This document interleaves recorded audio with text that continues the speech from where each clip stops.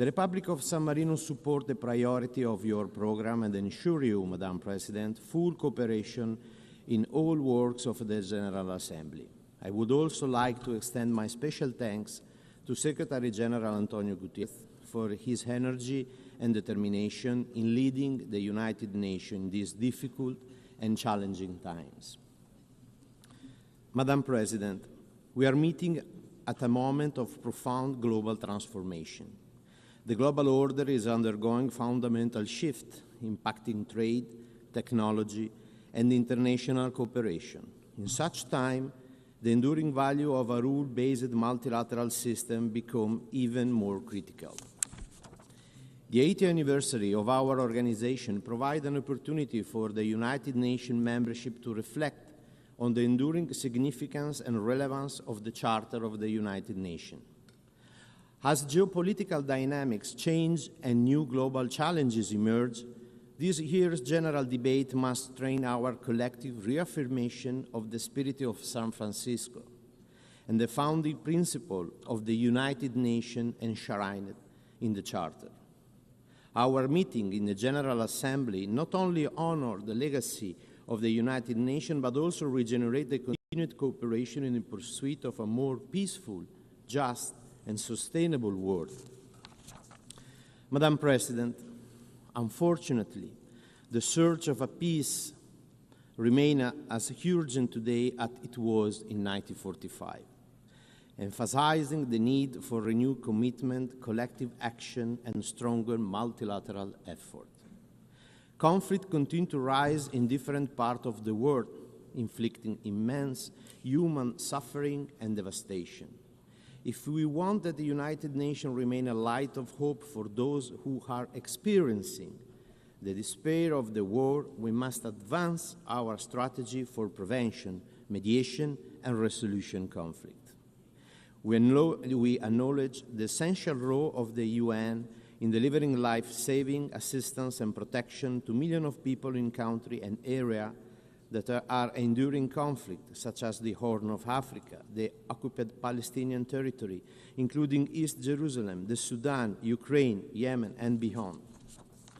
But it is not enough. We, Member States, must do more in advancing international peace and security, guided by the Charter and the mandate of the General Assembly and the Security Council. The war of aggression against Ukraine brought dramatic consequences for the civilian population, including civilian death, destruction of vital infrastructure, and massive displacement. San Marino condemned the Russian aggression against Ukraine and support Ukraine's independence, sovereign, and territorial integrity within its international recognized border. We remain committed to ensure that Russia is held fully accountable for its war of aggression against Ukraine. At the same time, San Marino welcomes all international effort for a comprehensive, just, and lasting peace in Ukraine, in line with the UN Charter, the resolution of the General Assembly, and international law. Madam President, the humanitarian catastrophe unfolding in Gaza and the West Bank is unbelievable and remains one of the most painful and long-standing tragedies of our time. San Marino condemned unequivocally the horrific terror attack perpetrated by Hamas on 7 October and called once again for the immediate and unconditional release of all hostages. At the same time, we reiterate our call for an immediate and permanent ceasefire and for full, safe, and unhindered humanitarian access to the affected civilian population. Nothing can justify the collective punishment of the Palestinian people through indiscriminate bombing, starvation, and displacement. The continued expansion of settlement, including highly sensitive projects such as E1, together with the devastation in Gaza, threaten the rise of a concrete possibility of peace. Unless we act with unity and determination, the vision of two people living side by side in dignity and security will be lost. It is in this dark hour that responsibility becomes urgent. On 15 May, our Parliament, with unanimity, mandated government to recognize the state of Palestine within this year. Today, before this Assembly, we announce the fulfillment of that mandate. San Marino officially recognized the state of Palestine as a sovereign and independent state within secure international recognized border in line with the resolution of the United Nations. Having a state is the right of the Palestinian people. It is not and can never be a reward for Hamas. This decision is consistent with the message delivered last July at the high-level conference co-chaired by France and Saudi Arabia, and with the New York Declaration, which call on states to take concrete and reversible steps. By joining today the group of countries that move from word to action, San Marino intends to send a strong political and diplomatic signal. Recognition of Palestine is essential to reaffirm that peace must be built on justice and equality. San Marino will also continue to support Palestine admission as a full member of the United Nations. Madam President, civilians continue to bear the brunt of armed conflict worldwide. The death toll of civilians, including children and women trapped in conflict, has reached a shocking number. We cannot remain silent in front of such tragedy. They have been targeted, killed, injured, kidnapped, and tortured. The number of civilians that have been displaced has reached new records. Civilians have been deprived of water, food, and humanitarian assistance. Houses, critical infrastructure, schools, and hospitals have been targeted and destroyed or damaged, leaving civilians in despair, leaving children without education, patients without health care. Extensive use of explosive weapons in populated areas have caused the majority of civilian casualties in different conflicts. San Marino condemns such attack and call on all states to support and implement the political declaration on explosive weapons in populated areas. San Marino is deeply concerned about violence against children, particularly children in situations of conflict. As we celebrate the 20th anniversary of Security Council Resolution 1612, San Marino renews its commitment to the CAAC agenda and support the role of the Special Representative for Children and Armed Conflict.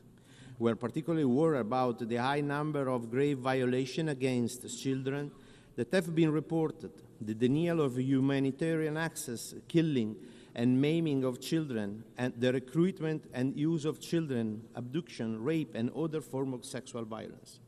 San Marino calls on all armed forces and armed groups to constructively engage with the United Nations for reaching and implementing action plans to end and prevent grave violations against children in accordance with their obligation under the international law. San Marino also firmly condemns attacks on schools and hospitals, as well as their use for military purpose.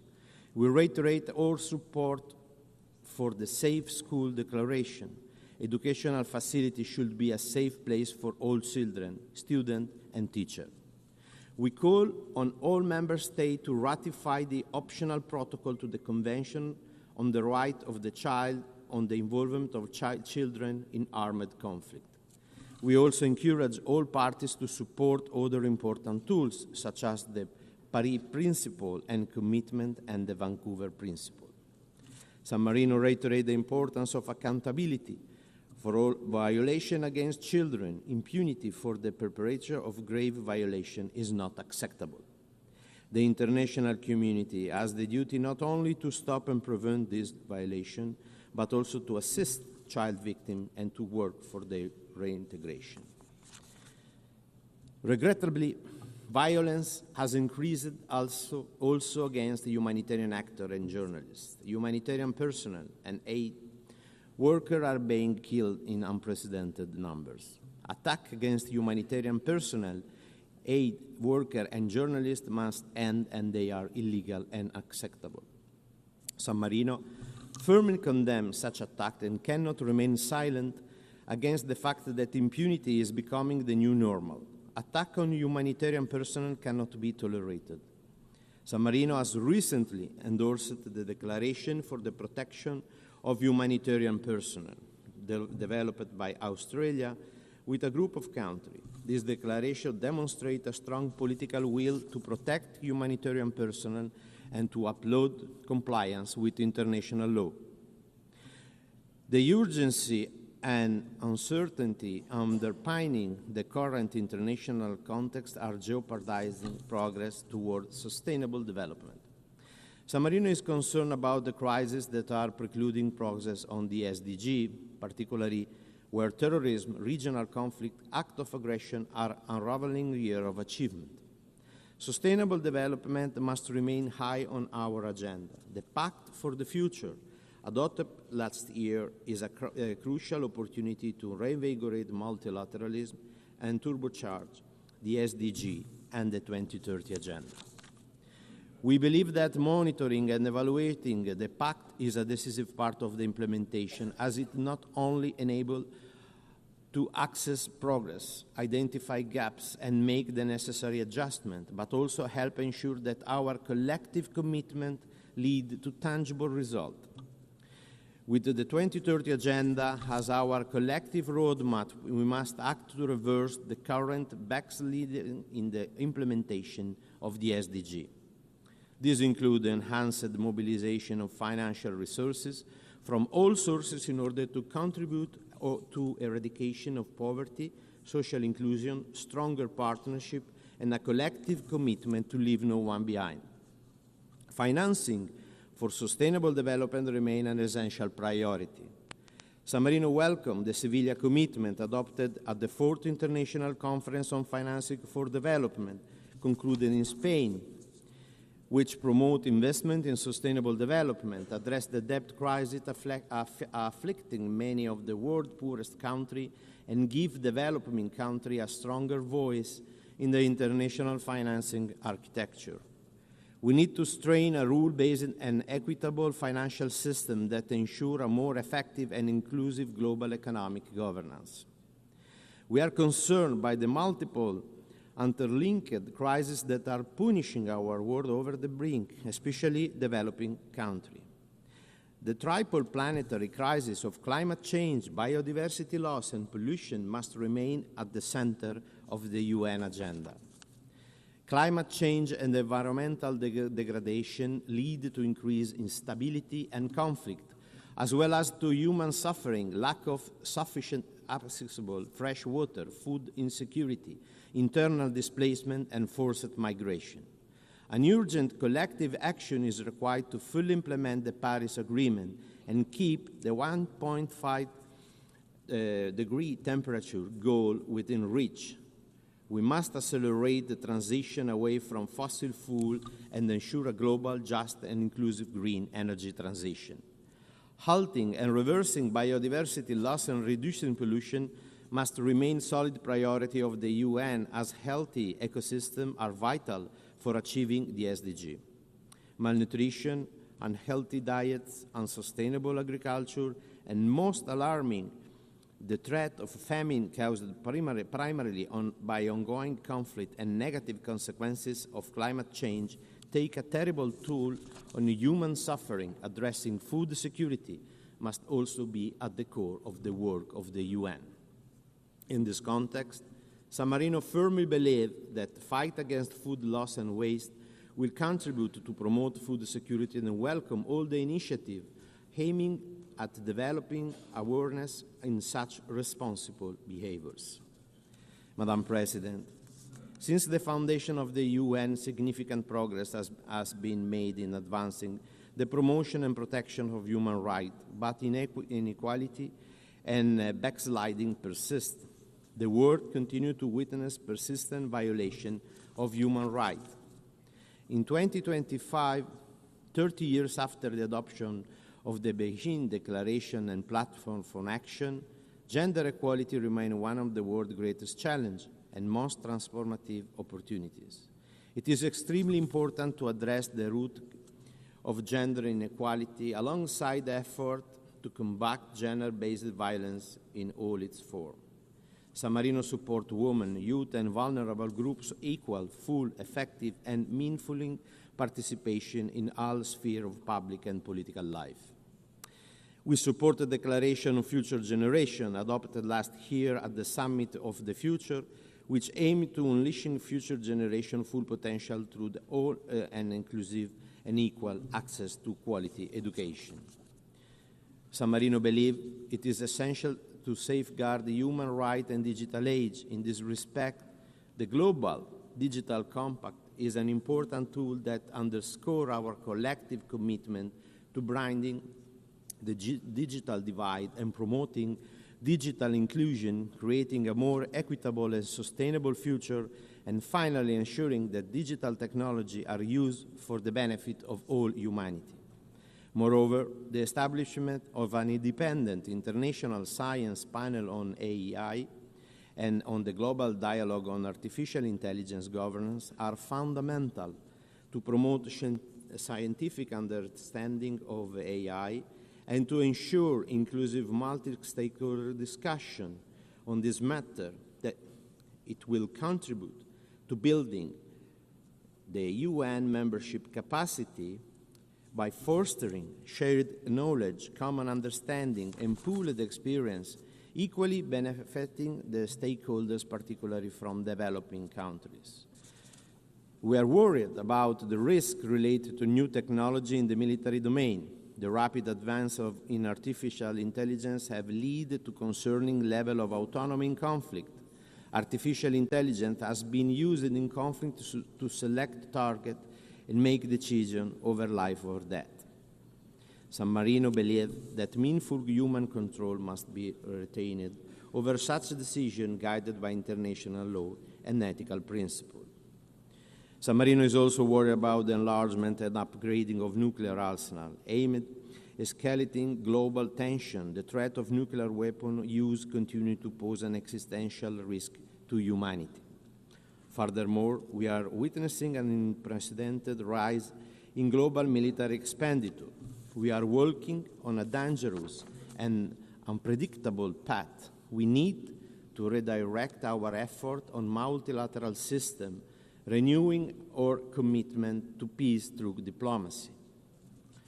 Madam President, multilateralism and our international order stand on the principle of justice and international law.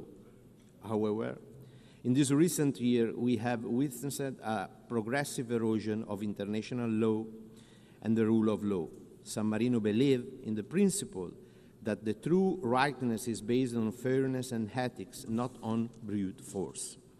The rule of law exists for this reason, to ensure that all states, regardless of their power, are held accountable, that a rule-based international order with the Charter at its center is our best guarantee against chaos and war. Thanks to its unique role at the center for setting goals, the United Nations serve the collective interest of all nations and people, transcending any individual state. San Marino reaffirmed its commitment to multilateralism, with the United Nations at its center, and in particular in the framework of the General Assembly, as the most representative body of the United Nations on account of its deeply democratic nature, universal participation, and undisputed legitimacy. Accountability is an integral and essential part of the multilateral system. It plays an important role in addressing global challenges, fostering trust and legitimacy in international institutions. We are deeply worried about the disregard and violation of international law. The Republic of San Marino reaffirmed its full commitment to the obligation under the human and humanitarian law, such as the Convention on the Prevention and Punishment of the Crime of Genocide, the Rome Statute, and the Geneva Convention. Madam President, we need to revitalize the United Nations by reinvigorating the multilateralism if we want to pursue credible solutions to the global challenges. The SDG, the 2030 Agenda, the Pact for the Future, and the Seville Commitment are recent testimonial to our joint commitment and to what multilateralism can deliver. But it's not enough. It is essential to rebuild trust in the potential of the organization, in its leadership, and most of all, trust between its members and all the stakeholders. Reform must remain the center of our action because they are crucial to future world stability and maintenance of international peace and security. The UN 80 initiative, launched last March by Secretary General, must be an inclusive reform process capable to deliver innovative solutions. Its purpose is to make the UN more efficient, integrated, effective, and tackling complex global challenges and adjusted to the financial reality. We believe this reform effort should preserve the integrity and balance of the three UN pillars on an equal basis and continue to primarily support those most in need as well as those affected by crisis, disaster, and armed conflict. In conclusion, Member States must assume their responsibility, including that of making our organization able to fulfill its mandate, which is to protect the citizens of the world. It is essential to find new ways of working together and to ensure that multilateral institutions will be able to address the rapid change taking place. I would like to reiterate the strong support of the Republic of San Marino to all initiatives aimed at implementing the principle enshrined in the Charter of the United Nations. Thank you.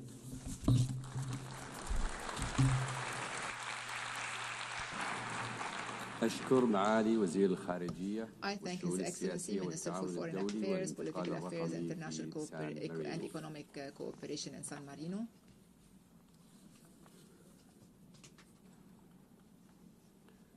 والآن يشرفني أن أعطي الكلمة صاحب السمو الأمير فيصل بن فرحان Prince Faisal bin Farhan Al Saud, Minister for Foreign Affairs of Saudi Arabia.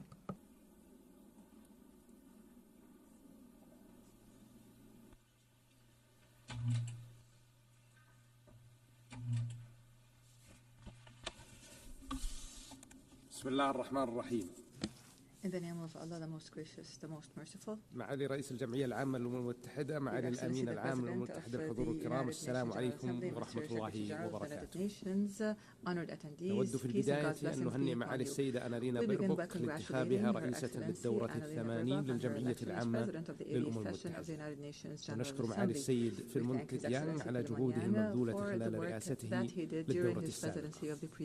كما نعرب في هذه المناسبة عن بالغ الشكر والتقدير لمعالي الأمين العام للأمم المتحدة السيد أنطونيو غوتيريش على جهوده الدؤوبة في تحقيق مبادئ ميثاق الأمم المتحدة وأهدافها.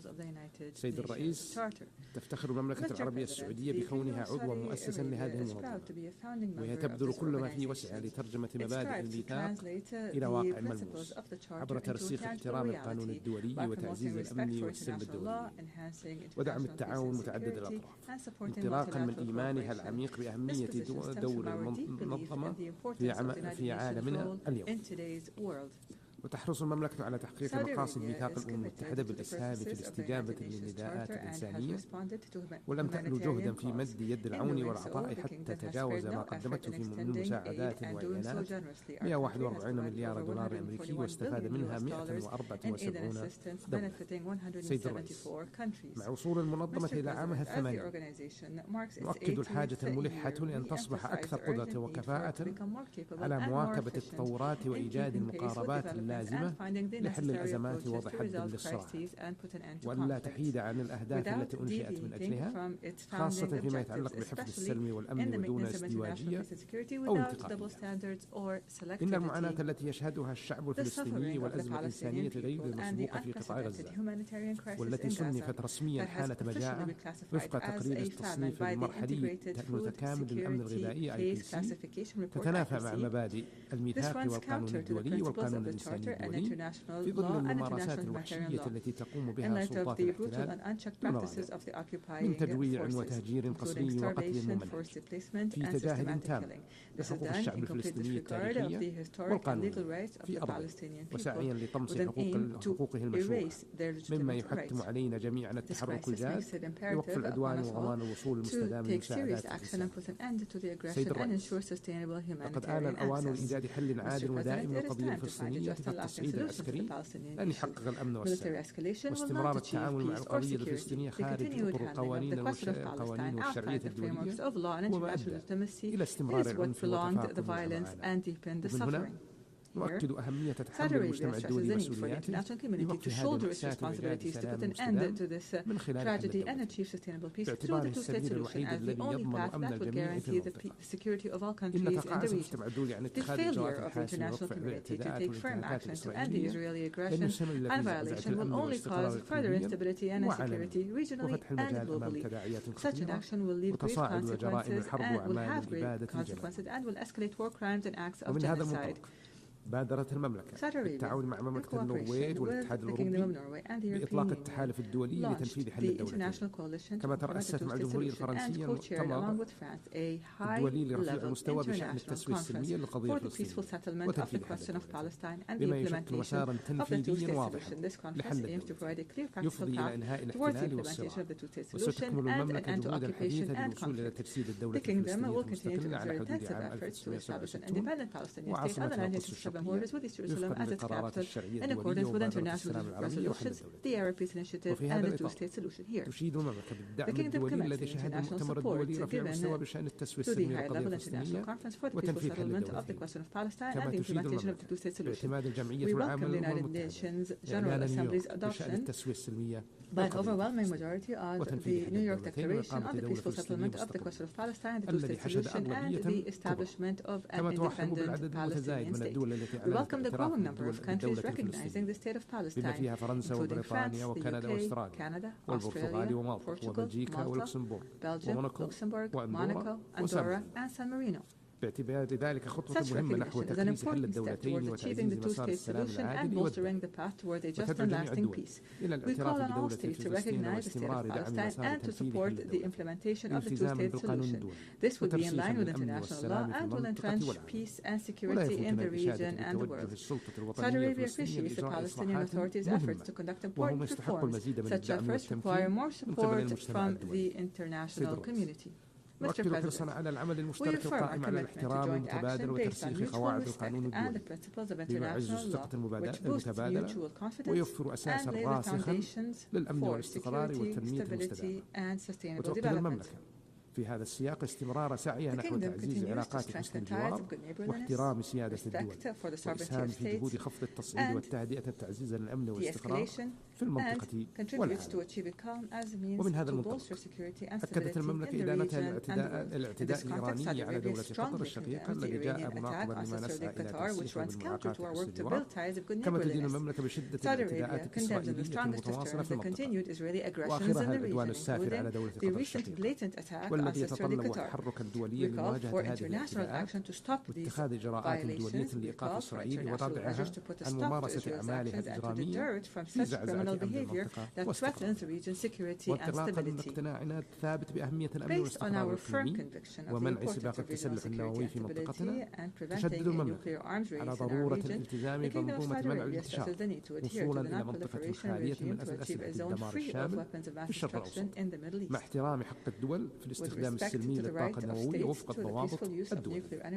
وتؤكد المملكة أن المسار الدبلوماسي هو السبيل لمعالجة مسألة البرنامج النووي الإيراني وتدعو للانخراط بإيجابية في المفاوضات والتعاون مع وكالة الدولية للطاقة النووية. وتؤكد المملكة أهمية حماية أمن وحرية الملاحة في البحر الأحمر وخليج عدن والمضايق وما تمثله من أهمية بالغة للاقتصاد العالمي والأمن الإقليمي والدولي. كما تدعو المملكة إلى تعزيز التعاون الدولي لمكافحة الإرهاب عبر تبادل المعلومات وتجميع مصادر تمويله والحد من حملاته الدعائية التي تهدد أمن المجتمعات واستقراره. كما تنبه المملكة إلى مخاطر الاستخدامات العسكرية لتطبيقات الذكاء الاصطناعي والأسلحة ذات الاتحاد وضرورة سن القوانين الدولية التي تنظمها. وتشيد المملكة بالخطوات الإيجابية التي تقوم بها الجمهورية العربية السورية لترسيخ الأمن والاستقرار وترحب برفع العقوبات عنها الذي يسهم في دعم جهود الحكومة السورية لإعادة الأمن وتعزيز خطوات التعافي واندماج سوريا إقليميا ودوليا وفتح آفاق جديدة للتعاون الاقتصادي بين سوريا والعالم بما ينعكس إيجابا على تحقيق الاستقرار والازدهار والنماء للشعب السوري الشقيق.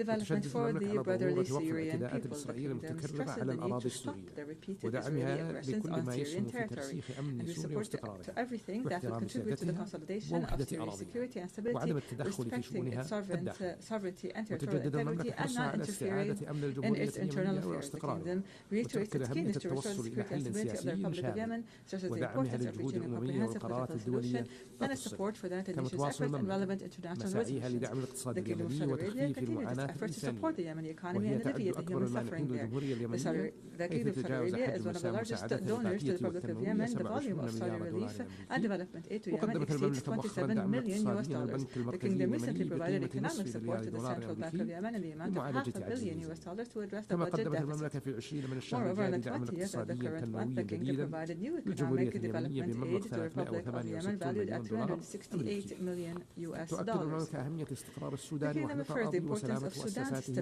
الوطنية وتدعو إلى تكثيف الجهود لتخفيف المعاناة الإنسانية ووقف الحرب والحد من التدخلات الخارجية التي تغذي الصراع وتطيل الأمنية وتشدد المملكة على أهمية استمرار الحوار عبر منبر جدة وصولا لوقف إطلاق النار وتسهيل وصول المساعدات الإنسانية مع رفضها لأي خطوات خارج إطار مؤسسات الدولة قد تمس بوحدة السودان ولا تعبر عن إرادة شعبه الشقيق وتقف المملكة إلى جانب اللبناني وتدعم كل ما يعزز أمنه واستقراره وتثمن جهود الدولة اللبنانية لتطبيق اتفاق الطائف وبسط سيادة الدولة وحصر السلاح بيد الدولة اللبنانية ومؤسساتها الشرعية مع ضرورة انسحاب الاحتلال الإسرائيلي من جميع الأراضي اللبنانية تطبيقا للقرارات الدولية كما تدعم المملكة حل الليبي وتدعو إلى الالتزام بتنفيذ وقف إطلاق النار بما يفضي إلى ترسيخ وحدة ليبيا ومؤسساتها الوطنية ويدعم جهود مكافحتها وفيما يخص الأزمة الروسية الأوكرانية تدعو المملكة إلى إيجاد تسوية سلمية من خلال الحوار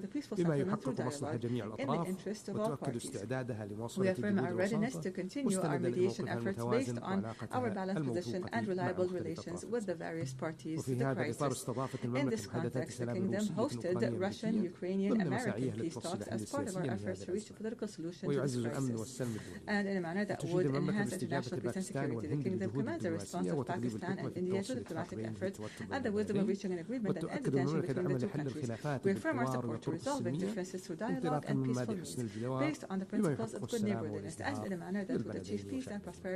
سيد الرئيس يمضي الآن عقد من الزمن على انطلاق رؤية المملكة 2030 التي رسمت مسارا تنمويا للمملكة على المدى الطويل أرسلت خلالها التحولات الهيكلية واسعة على مستوى الاقتصاد والمجتمع والحكومة عملت من خلالها على تمكين الشباب والمرأة وتعزيز قيم التسامح وتبني الابتكار وتوسيع آفاق التواصل والتعاون وبنهاية عام 2024 حققت 93% من مؤشرات أداء الرؤية على مستوى برامجها واستراتيجياتها مستهدفاتها المرحلية أو تجاوزتها حيث انخفض معدل البطالة بين السعوديين يصل اليوم إلى 6.3% مقارنة ب 12% عام 2016 وارتفعت مشاركة المرأة في سوق العمل إلى أكثر من 36% وبلغت قيمة أصول صندوق الاستثمارات العامة 913 مليار دولار أمريكي بنهاية عام 2024 فيما وصلت مساهمة الأنشطة غير النفطية إلى 56% من الناتج المحلي الإجمالي الحقيقي وتستمر المملكة within the framework of its Vision 2030, the Kingdom continues to complete the march of progress to develop its human capabilities and strengthen its international partnerships to represent a leading development model in national transformation and to build a more prosperous and inclusive future. Mr. President, the Kingdom of Saudi Arabia stresses the importance of strengthening international cooperation to reduce the effects of climate change within the framework of relevant international agreements by adopting a balanced and comprehensive approach to energy transition tasks. This takes into account the three main pillars required to achieve sustainable development, namely maintaining energy security, providing it at an affordable cost, and maintaining environmental stability and sustainability. In this context, the Kingdom has launched a number of pioneering initiatives based on the circular and balanced carbon economy approach, most notably the Saudi Green Initiative at the national level and the Middle East Green Initiative at the regional and international levels. This reflects the Kingdom's commitment to climate action from a comprehensive perspective that takes into account development and the environment. The Kingdom also emphasizes the importance of not excluding any energy sources and calls for realistic and comprehensive transition paths.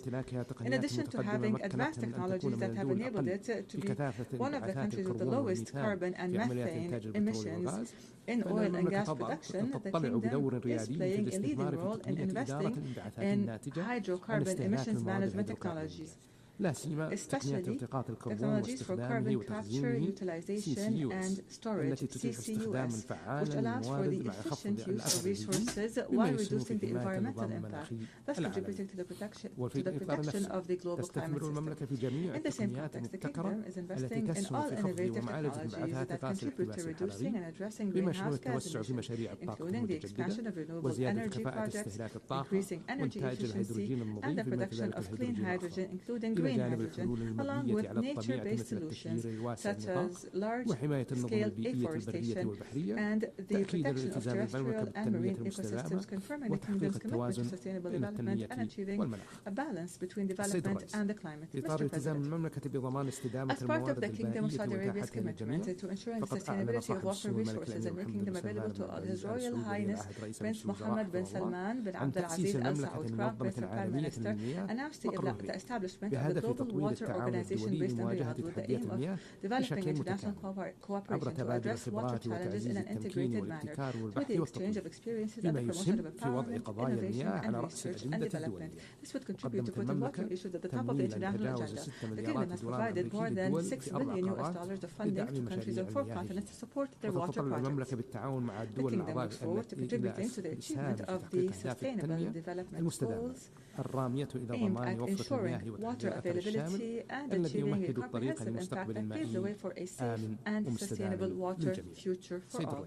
Mr. President, within the framework of environmental protection and combating desertification and drought, the Kingdom has more than quadrupled the area of protected area so that it currently exceeds 80% of the Kingdom's area, and we aim to reach the 30% mark by 2030. The Kingdom has also adopted a new waste management system to exclude 90% of the waste through recycling and the utilization of waste, which would contribute to the protection of terrestrial and marine environment and the reduction of plastic pollution. The Kingdom has also launched a strategic initiative to rehabilitate 40 million hectares of degraded land, and the Middle East Green Initiative, which was joined by 30 Arab, Asian, and African countries to strengthen joint efforts to rehabilitate 200 million hectares of degraded lands. The Kingdom hosted the 16th Conference of the Parties to the United Nations Convention to Combat Desertification, COP16, with the participation of more than 170 countries and about 90,000 participants from representatives of international organizations,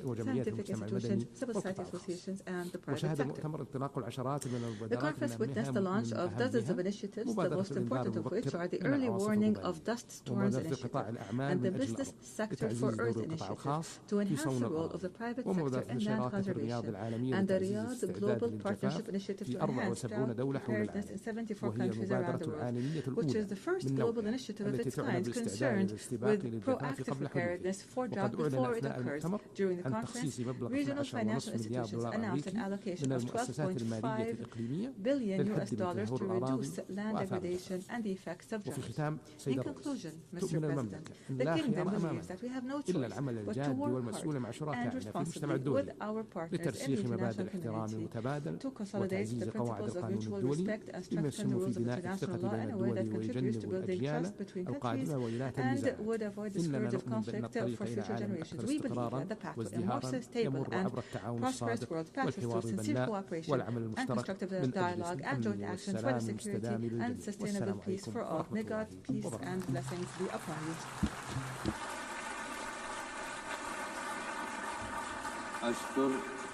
I thank His Highness Prince Faisal bin Farhan Al Saud, Minister for Foreign Affairs of the Kingdom of Saudi Arabia.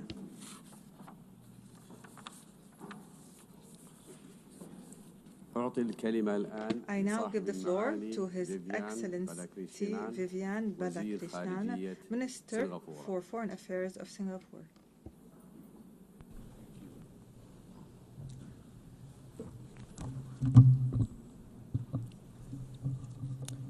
Madam President, Your Excellencies, The 80 years since the end of the Second World War has in fact been a unique period in history.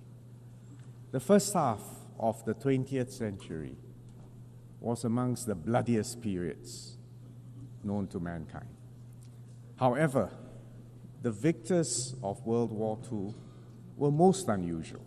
Instead of collecting the spoils and imposing their wills on the vanquished, they decided that it was in their own enlightened self-interest to build and underwrite a system where sovereign equality, territorial integrity, and political independence of each nation, big or small, would be protected, where the interactions of states in security, trade, development were founded on a set of commonly agreed rules, international law, and trust.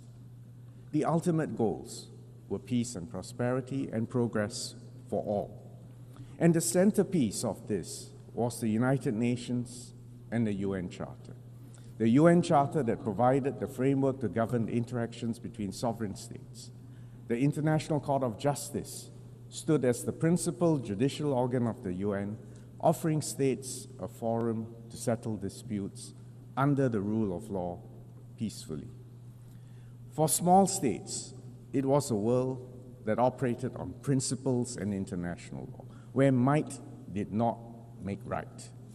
The stability and predictability offered by this system allowed all countries to develop their economies, to leverage on one another's strengths, and to accelerate development.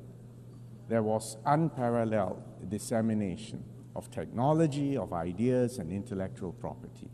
Trade grew significantly, and companies built global supply chains based on the principle of comparative advantage and efficiency. And Singapore is a tiny city-state in the heart of Southeast Asia, a small and open economy. We rode on these megatrends. And that's why in 60 years, a hardworking and disciplined people have built our per capita GDP from $500 in 1965 to around $85,000 today. This multilateral system, founded on international law, also helped us to manage the global commons. For instance, the UN Convention on the Law of the Sea sets out the legal framework within which all activities in the oceans and seas must be carried out. It grants freedom of navigation and overflight as a universal right, crucial for an island city-state like Singapore, which depends on trade. It also provides the foundation for coordinating global efforts on sea level rise, pollution, and the loss of biodiversity. Meanwhile, specialized UN agencies such as the International Civil Aviation Organization, the International Maritime Organization, set common rules and standards to enhance safety and efficiency of all these essential arteries. Of course, the system was not perfect. The rules will not always apply equally, and international law was not always respected. But nevertheless, there was a clear framework, and people and states knew what was right and what was wrong. The first few decades after 1945 were marked by decolonization and the expansion of the membership of the UN. The Cold War spawned several proxy wars around the world, including some in our region. But thankfully, as a world, we avoided another world war between superpowers, and mutually assured destruction deterred the use of nuclear weapons, although we all know there were a few close shaves. For small, newly independent states, and especially for those of us who were able to achieve national cohesion and effective governance, in fact, the last 80 years, on the whole, was a favorable period of peace, prosperity, and progress. Madam President, Excellencies, however, the post-World War order that I've just described has come to an end. The current distribution of economic weight, of technological sophistication and military strength today is very different from the world of 1945. And it is obvious that the UN and the other international organizations have not evolved to keep up with the times. Add another factor.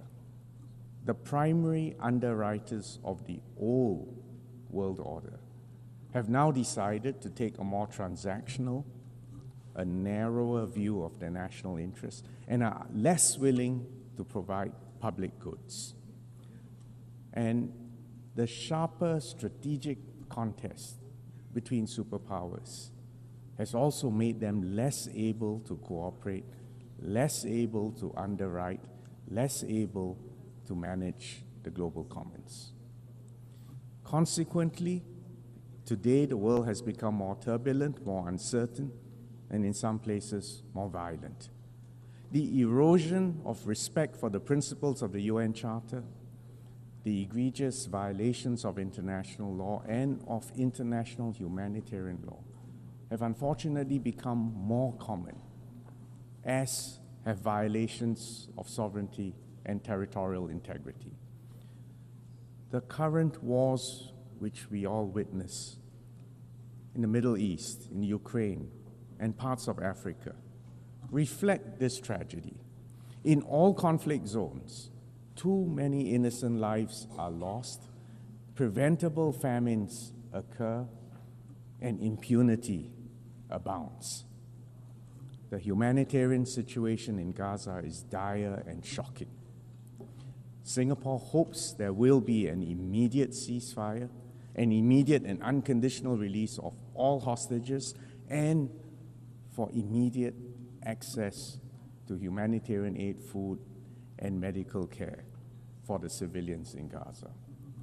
Singapore will recognize the state of Palestine when it has an effective government that accepts Israel's right to exist and categorically renounces terrorism.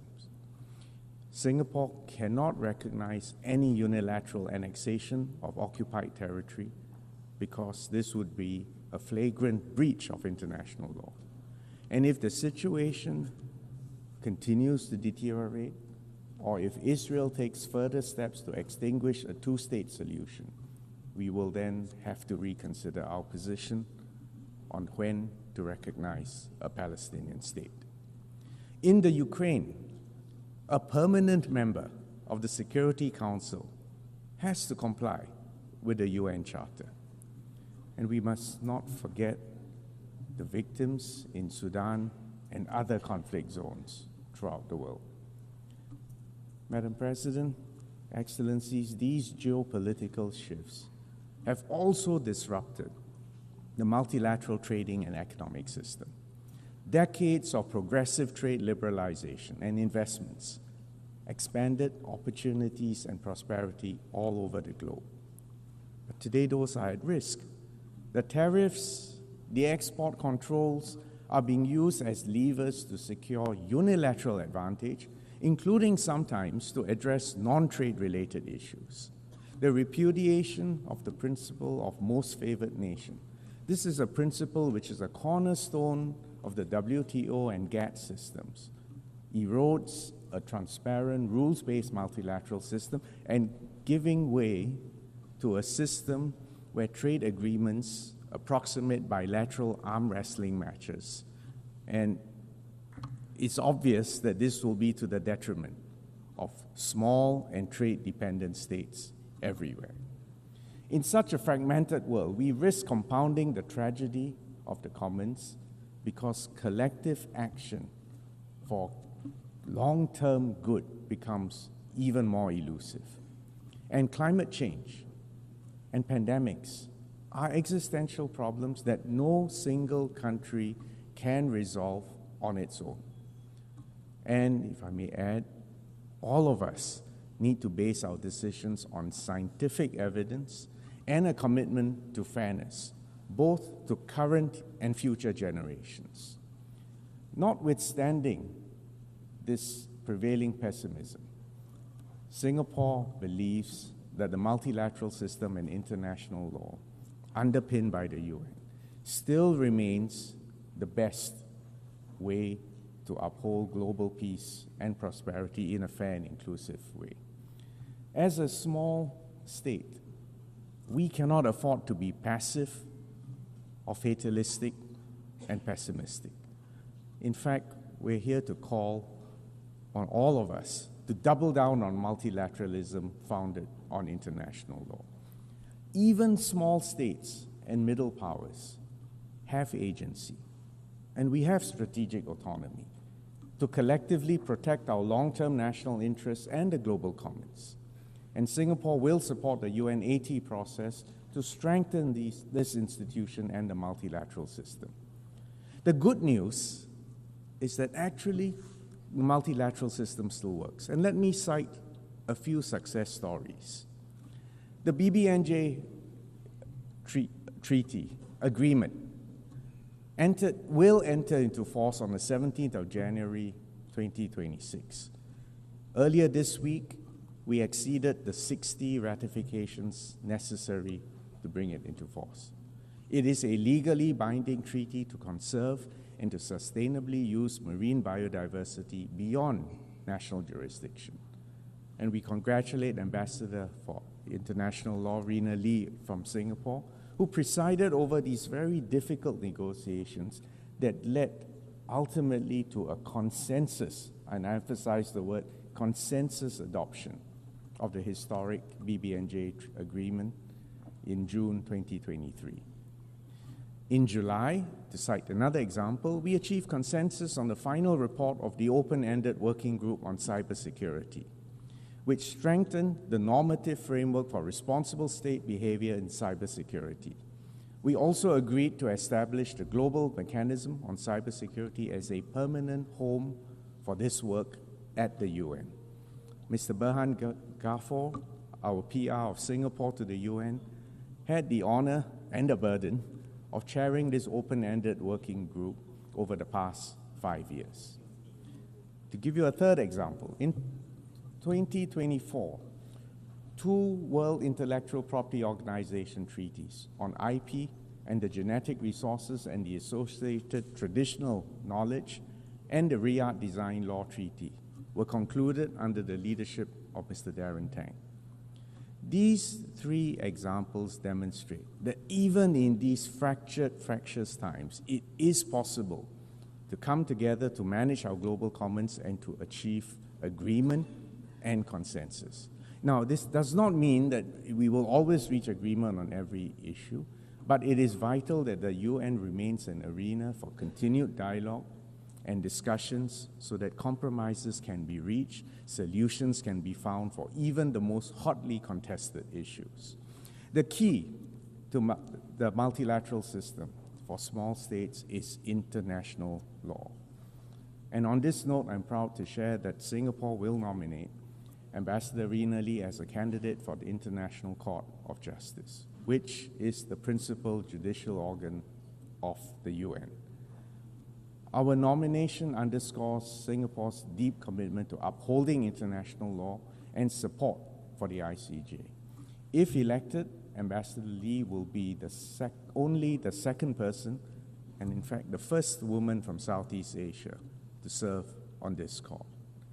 Madam President, Excellencies, just as the world has changed dramatically in the last 80 years, it is also clear that the UN needs to reform to be fit for purpose for the next stretch. We need a more representative and a more inclusive UN that reflects current realities. The UN Charter confers on the UN Security Council the primary responsibility for the maintenance of international peace and security. It clearly needs reform to better fulfill this mandate. The increasing, and if I may add, cynical use of vetoes by the P5 must be constrained, and the wider UN membership must reach agreement on how this veto is to be exercised in the future. We commend the role played by the elected members of the Council, which gives the wider membership of the UN greater agency in addressing the pressing issues of the day. We also believe it is important to strengthen the relationship between the Security Council and the General Assembly. We need a UN that delivers for real people on the ground.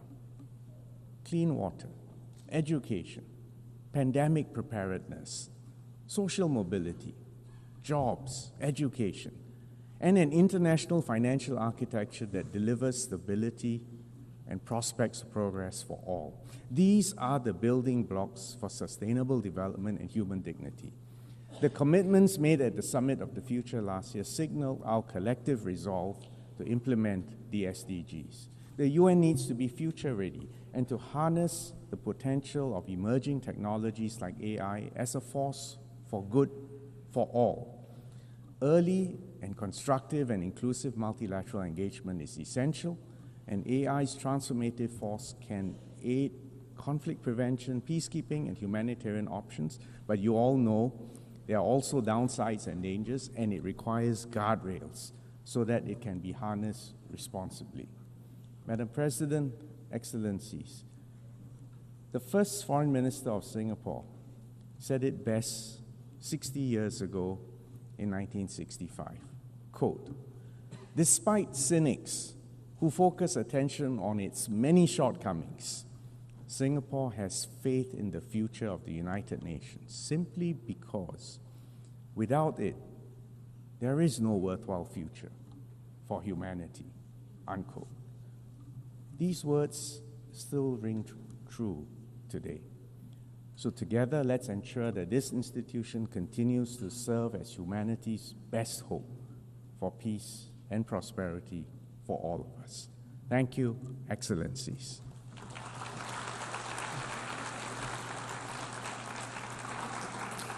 I thank the Minister for Foreign Affairs of Singapore.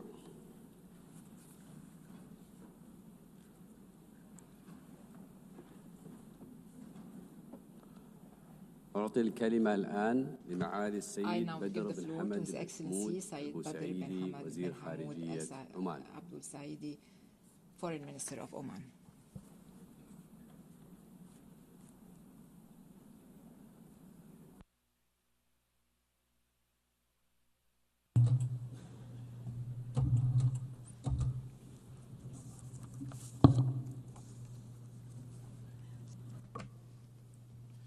معالي رئيسة الدورة الثمانين للجمعية العامة للأمم المتحدة، رؤساء وأعضاء الوفود الأكارم، الحضور الكريم، تواجه الأسرة الدولية اليوم طيفاً واسعاً من القضايا الحيوية التي تؤرق ضمير الإنسانية on the human conscience. They require genuine cooperation and collective responsibility to be addressed effectively. وقد عبرت سلطنة عمان The Sultanate of Oman has repeatedly expressed its vision and clear positions on these matters. Foremost among them, the climate crisis and the imperative of transitioning to clean energy sources, in addition to the call for seizing emerging opportunities in trade and sustainable development. However, there remains another human and political issue, deeply painful and enduring, that must take precedence in our deliberations and decisions, and that is the Palestinian question. For too long, this conflict has persisted. The suffering has grown unbearable, and the time has come to end the occupation, to undo the injustice, and to restore the legitimate rights of the Palestinian people through the implementation of the two-state solution, which is the only just and viable path toward a lasting and comprehensive peace that ends decades of conflict and deprivation. إن سلطنة عمان تؤمن بأن The Sultanate of السلام Oman العادل is convinced that just peace ركيزة is a أساسية fundamental pillar لاستدامة الأمن for والاستقرار sustainable والتنمية. security, stability, and ومن هذا development. المنظور فإن قيام From this الدولة perspective, الفلسطينية the المستقلة establishment of an بعاصمتها independent القدس Palestinian الشرقية state with East Jerusalem يجب as أن its تكون في capital مقدمة must be at الأولويات the forefront of الاستراتيجية strategic لبلوغ priorities السلام العادل to bring about a والدائم just في and الشرق lasting الأوسط. peace in the Middle East. ولذلك فإن الاعتراف بدولة فلسطين Therefore, the recognition هو of the state of الخطوة Palestine الأهم في هذه المرحلة is the الحرجة most crucial من step تاريخ in this هذه critical القضية. phase of the history of the وإن سلطنة Palestinian cause. عمان The تعبر Sultanate of Oman عن تقديرها العميق expresses its deep للحكومات التي appreciation اتخذت to the هذه governments الخطوة that have التي taken this ترسخ احترام القانون a step that الدولي reinforces respect وتتماشى for مع international law ميثاق الأمم and المتحدة aligns with the Charter of the United والإعلان Nations العالمي لحقوق and the الإنسان Universal Declaration of كما Human أن Rights. الاعتراف بفلسطين Recognizing يجسد Palestine التزام المجتمع also reflects الدولي the بحل international الدولتين community's commitment حسب to ما this نصت two-state عليه solution as قرارات outlined الأمم in المتحدة UN resolutions ومخرجات مؤتمر حل and the الدولتين outcomes of the وإعلان two-state نيويورك solution conference and برعاية the New الأمم York المتحدة. Declaration under the auspices of the United Nations. رؤساء وأعضاء الوفود الكرام Distinguished heads and members of حضرات delegations, المندوبين المحترمين esteemed delegates, إن سلطنة عمان the Sultanate of Oman ملتزمة بسياستها remains الثابتة firmly committed to لتحقيق its الأمن consistent والسلام policy العادل of في working المنطقة. toward peace and security in the ولها region. مبادرات ومنجزات It has a مشهودة record of في notable هذا initiatives المضمار، and achievements وهي in ما this زالت regard. تواصل جهودها It continues to وتعاونها engage البناء constructively مع كافة الأطراف with all والشركاء parties and partners لبلوغ هذه الغاية in النبيلة pursuit of this noble لمصلحة goal الجميع. for the benefit of all. واليوم نحتفل بمرور 80 Today, عاما we celebrate على 80 تأسيس years منظمة since the الأمم establishment of the United هذا Nations. الكيان الدولي This global الذي institution يجسد that التزامنا embodies الجماعي our collective بالعمل commitment المشترك to من أجل السلام working together for وتسوية peace النزاعات عبر and to الحوار settle conflicts والوسائل through dialogue السلمية and peaceful والقانونية. and legal means. ومع ذلك Yet, لا تزال إسرائيل تمعن Israel في تجاهل continues نداءات to disregard المجتمع الدولي international appeals, وترفض الانخراط refusing to في engage حوار in a serious ذاتي dialogue يفضي that إلى would lead حل عادل to a just وشامل، and comprehensive وبذلك solution. فإن استمرارها في استخدام Its القوة continued use of force وتغييب صوت العقل and disregard for reason مصداقية النظام الدولي. threaten the credibility ومن of the هنا international فإن system. مسؤوليتنا Therefore, المشتركة it is our shared تحتم responsibility علينا مضاعفة الجهود to intensify our وبذل efforts الضغوط الفاعلة and to apply لدفع effective pressure إسرائيل to إلى bring Israel طاولة to the الحوار negotiating table وإفهامها and to أن make it طريق clear السلام that the path لا to peace يمكن cannot أن be يرسم forged بالإملاءات through أو dictation فرض الأمر or the الواقع، imposition of a fait بل accompli, بالتفاهم but rather والاحترام through mutual المتبادل understanding للقانون and الدولي. respect for international law and the rights of peoples. إن بلادي سلطنة عمان My country, the تدعو Sultanate of المجتمع Oman, الدولي calls upon the إلى international اتخاذ community إجراءات to adopt measures تقيد قدرة الحكومة that limit the الإسرائيلية Israeli على government's الاستمرار ability to continue سياسة its الإبادة policies الإبادة الجماعية of genocide, والتدمير destruction, والاحتلال غير and المشروع illegal occupation للأراضي of the الفلسطينية Palestinian territories, واستمرارها في سياسة التجويع and its ongoing وفرض policies of الحصار على الشعب starvation and الفلسطيني blockade against the ومنع Palestinian people, وصول and المساعدات the obstruction الإنسانية of إليه. humanitarian assistance. ومن هذا المنبر From this very podium, ندعو إلى حملة we call عالمية for a global سلمية peaceful campaign لرفع الحصار to والظلم عن lift the الشعب blockade and الفلسطيني undo the injustice imposed on the Palestinian people and to secure their freedom through the establishment of an independent and sovereign Palestinian state. Esteemed delegates, انطلاقا من المواقف الثابتة drawing on its principled والمبادئ stances الراسخة القائمة and على دعم principles السلم of supporting والاستقرار peace and الإقليمي regional stability, والرفض القاطع and on its categorical للتعدي rejection على of سيادة any الدول violation of state sovereignty, تؤكد The Sultanate of Oman reaffirms its solidarity with the sisterly state of Qatar, supporting its right to take the dissuasive measures to protect its security and full sovereignty over all its territories. We renew our condemnation of the Israeli aggression against Qatar on the 9th of September of this year. We also renew our condemnation of Israeli aggressions against Iran, Yemen, Syria, and Lebanon. We call for imposing sanctions on Israel in response to its blatant violations of international law and its unlawful encroachments on the sovereignty of states. Distinguished delegates,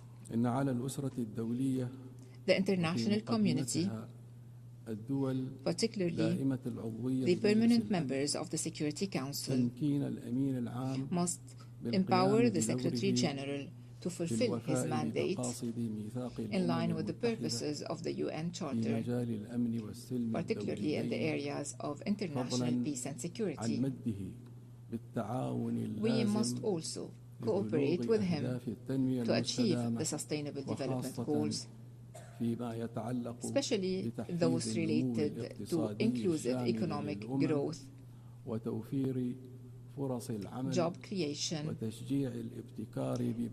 encouraging innovation, and reinvigorating global partnerships for development, as well as the eradication of poverty and disease, and ensuring food, health, and energy security. The Sultanate of Oman attaches the highest priority to education and health. We recognize them as fundamental rights for all and key pillars of development.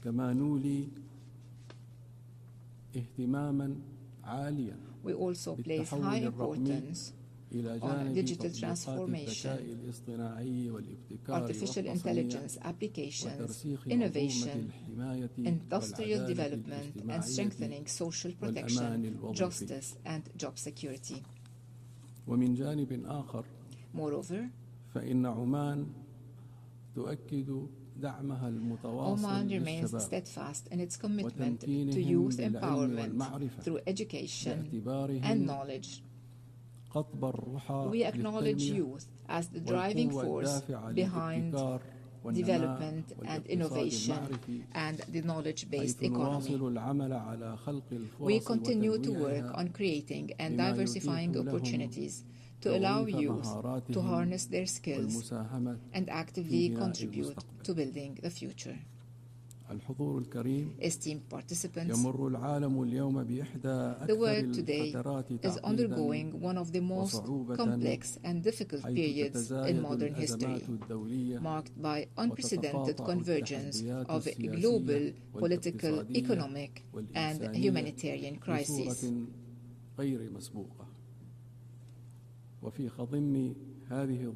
Amidst these critical circumstances,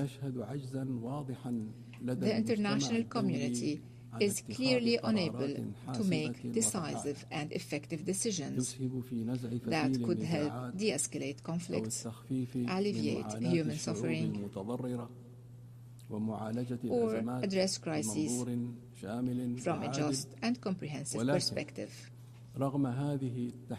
However, and despite these challenges, we believe that the current moment represents a real opportunity to correct course and to renew the foundations of collective international action toward the future of justice and fairness. Let us, in this General Assembly, reaffirm our collective and genuine commitment to international law, international humanitarian law, and the enduring principles of the United Nations Charter, Let us strengthen the role of this international organization and all its subsidiary organs so it may play a more robust role in maintaining international peace and security, in promoting sustainable development, and fostering a culture of justice, tolerance, and mutual respect. This is the path toward realizing the aspirations of peoples for freedom, prosperity, and a just, stable, and prosperous future. Thank you for your attention. Peace, mercy, and God's blessings be upon you. I thank the Foreign Minister of Oman. Now I give the floor to His Excellency Mr. Mohammed Hassan, Minister of Foreign Affairs of Malaysia.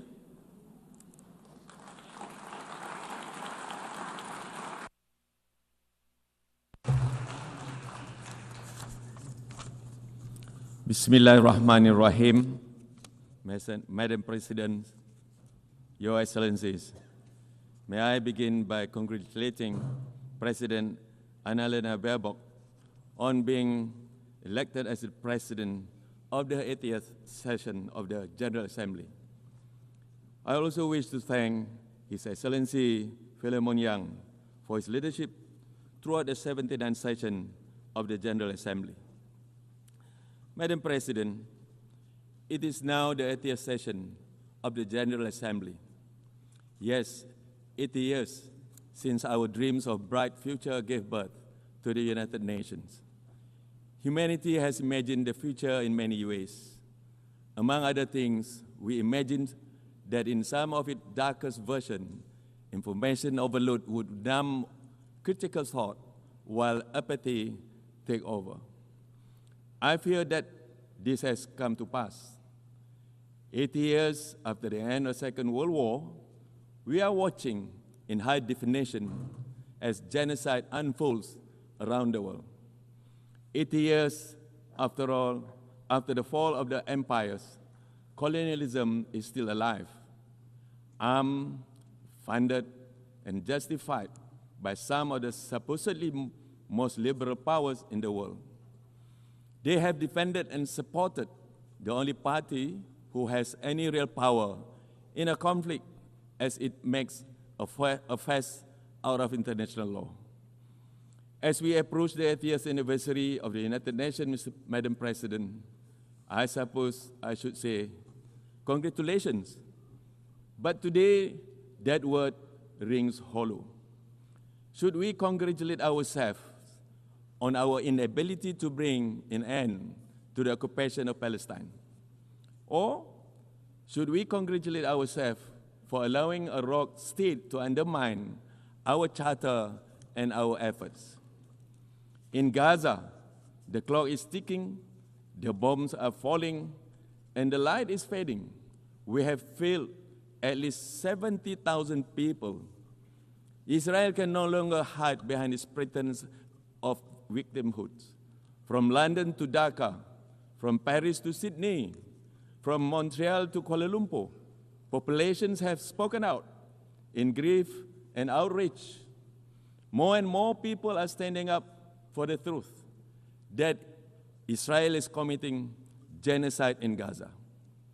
Remember, the eyes of the world are upon us. We must take action now, Madam President, now. Sanction Israel. The metastasis of Israel's brutality in the Middle East cannot go on. Their latest assault on Doha was not merely an attack on a few representatives of Hamas. It was an attack conducted on another state's soil and an insult to the efforts of all who have attempted to mediate. And it is a signal that Israel's violence will continue to destabilize the region. The effect of this will spill over to the rest of the world. The atrocities may have begun with Palestine, but they certainly will not end with Palestine. As the Middle East grows ever more dangerous for its residents, we will feel the reverberations all over the world. And this is why simply advocating for a two-state solution is not enough, Madam President. Malaysia will agree to any measures of the support for the Palestinian people, including the New York Declaration. But let us be clear. Let us be clear, there are only three real answers to this conflict. Number one, to take concrete action against the occupying force. Two, to lend our long-term support to the development of a self-governing Palestinian state. And number three, to reform the United Nations and ensure that such a travesty of justice never happen again. Madam President, repeated failures of the Security Council to fulfill the will of General Assembly must be met with strong resistance. We must continue to demand accountability from the permanent members of the United Nations Security Council through Resolution 76/272, or popularly known as the Veto Initiative. And we must pursue results through Resolution 377A, that is Uniting for Peace. No more shall we quietly accept the dismissal of our collective voice. We must question and challenge the veto. We must free the Security Council from this humiliating paralysis. And we must keep the United Nations a relevant and effective international organization and global guardian of peace. Madam President, over the course of our chairmanship of ASEAN this year, Malaysia too has learned of the colossal efforts that peace requires. As a unique example of an inclusive form of multilateralism, ASEAN has embraced change, expanded our membership, and engaged with the world over the past 58 years. And this is why it has been Malaysia's honor and our greatest task yet to take on Southeast Asia's challenge this year. When conflict threatened to spiral between our neighbors, ASEAN did not stand idle. We stepped in, convened both sides in Malaysia, and implemented a ceasefire, one that ASEAN is now ensuring takes root through active monitoring on the ground. Yes, challenges remain, but our message is clear. ASEAN will stay at the table, urging both states to honor their commitments, for there is no conflict, whether interstate or intrastate, that is worth risking the stability of our home. This is why our efforts to cultivate security and stability in Myanmar and to restore credibility to five-point consensus must continue. ASEAN is deeply disappointed that the agreed-upon ceasefires in Myanmar have been broken in some areas and that violence continues to endanger civilians. Those in power have a responsibility to remember that Myanmar is a part of a region, not an isolated country. There is a bright and safe future for all of our peoples if we work together in good faith towards a Myanmar-owned, Myanmar-led resolution to the crisis in the country. Madam President, as ASEAN's focus deepens on bolstering security, strengthening economic resilience, and advancing sustainability goals across the region, we will address not only our internal crisis, but also from beyond. The South China Sea must not be used as leverage in strategic competition. Southeast Asia and its waters become a theater for rivalry between superpowers.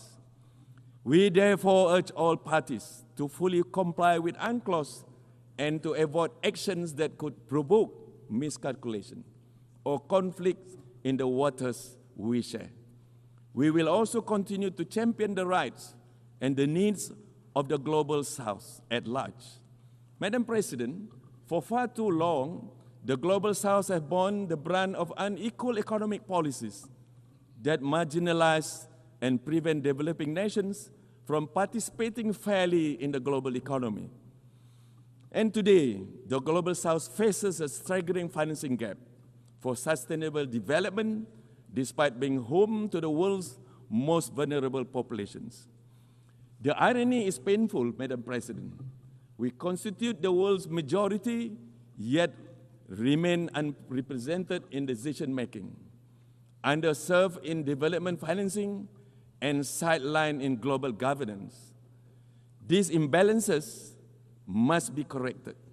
The voices, needs, and aspirations of the Global South are not secondary.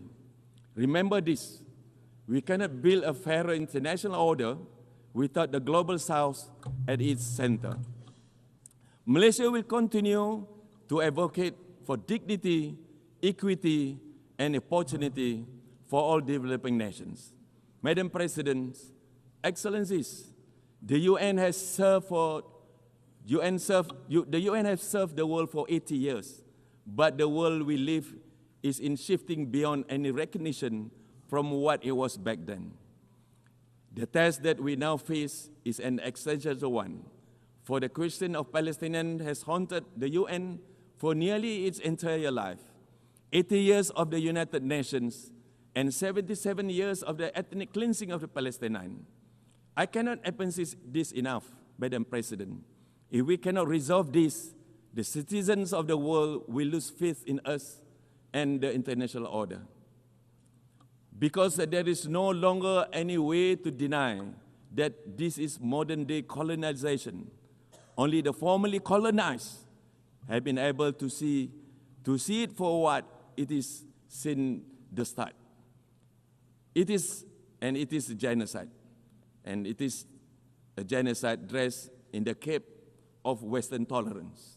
For us to remain relevant, we cannot move forward on the habits of the past. We must summon the same courage that built this organization from the ruins of war. To conclude, Madam President, Malaysia believes that 3 urgent reforms are key to our survival. First, we must limit, if not abolish, the veto. We must challenge it each and every time that is wielded, particularly in cases of crimes against humanity.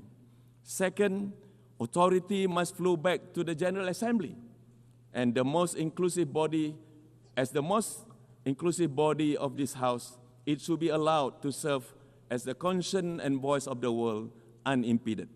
And third, we must redesign global financing mechanisms to ensure transparency and fairness for the Global South.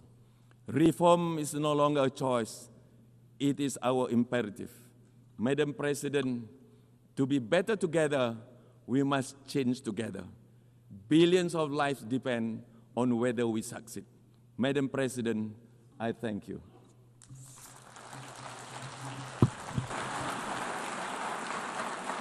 I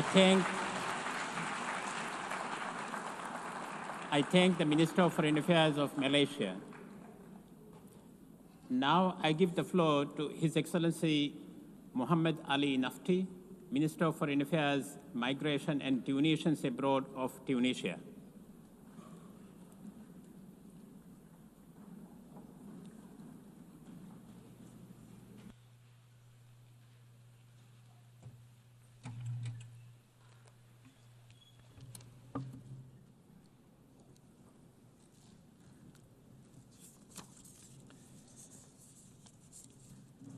بسم الله الرحمن الرحيم والصلاة والسلام على أشرف المرسلين السيد الرئيس أصحاب المعالي السيدات والسادة Your Excellencies, ladies and gentlemen, at the outset, allow me to convey to you the greetings of the President of the Republic of Tunisia, Mr. Kais Saied. He expresses his deep appreciation to Mr. Antonio Guterres, the Secretary General of the United Nations, for his tireless efforts for rights, justice, and rebuilding trust in multilateral work. We reaffirm our support to his initiative UN 80 to reform and develop the work of the organization at this critical time for our world, a time of instability and unprecedented frequency of violations of the rules of international law and the principles of the Charter. I would also like to deeply congratulate Ms. Annalena Baerbock on assuming the presidency of the General Assembly during its 80th session. We wish her luck in managing its work. We would also like to express our thanks and appreciation to Mr. Philemon Young for successfully presiding over the 79th session of the General Assembly. Mr. President, during this session, we are proud to celebrate the 80th anniversary of the United Nations. On this occasion, we recall the number of principles and noble purposes for which it was established, notably human solidarity and the unity of our destiny, which inspired those who came before us in their diplomatic steadfastness and struggle. Our United Nations was established following the most brutal and vicious of wars in our history, so that it is the voice of collective conscience for our people, so that it is the bulwark that protects humanity from the scourges of conflicts and wars. Today, we truly need to strengthen this common home so that it can be the light that guides us towards security, peace, and human dignity, so that it remains a home for international legitimacy and a platform for dialogue, negotiations, and reconciliation, so that we can build a more secure, just, and stable and peaceful world. A world that is committed to our global values. Let us learn from the lessons of the past. We must learn from the wars and conflicts that caused humanitarian suffering and grave violations. We must learn that the logic of might, no matter its justifications, cannot break the will of people and their belief in their right to self-determination. Today, we stand on the steps of a new era that requires us to be determined and to work tirelessly to renew our trust in multilateral work and the ability of the United Nations to achieve the global goals for which it was established, to continue the path of reform and to adopt a comprehensive roadmap that is well-defined in order to implement the UN 80 initiative to restore international legitimacy and to strengthen the theme of our former session, to leave no one behind. We renew our commitment to multilateral work and our common responsibility to confront the accelerating changes and the economic, social, security, environmental, and climate challenges confronting our world today. We trust the vital role of the United Nations to find suitable solutions for these challenges.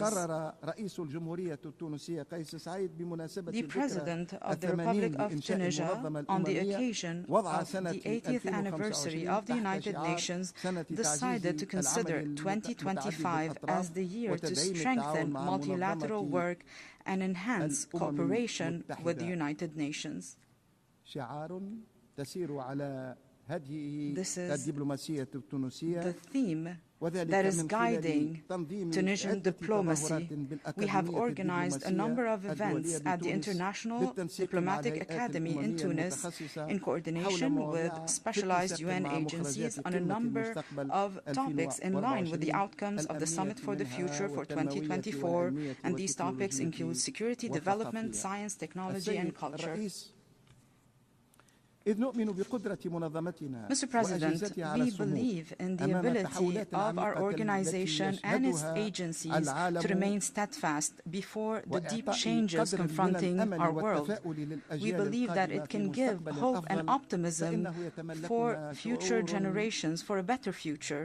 However, we feel disappointed today, as the Security Council is still unable to put an end to the terrible humanitarian tragedy and the genocidal war and starvation against the steadfast Palestinian people as the brutal occupying entity continues to worsen the suffering of the Palestinian people before the entire world, without accountability and with full impunity. It is evident today that the crimes of the occupation aims to liquidate the Palestinian question and prevent the Palestinian people from enjoying their right to resistance and maintaining their entire territory. Tunisia deplores from this rostrum the announcement of the occupying entity that it intends to reoccupy the Gaza Strip fully and to force the Palestinian people to abandon their land.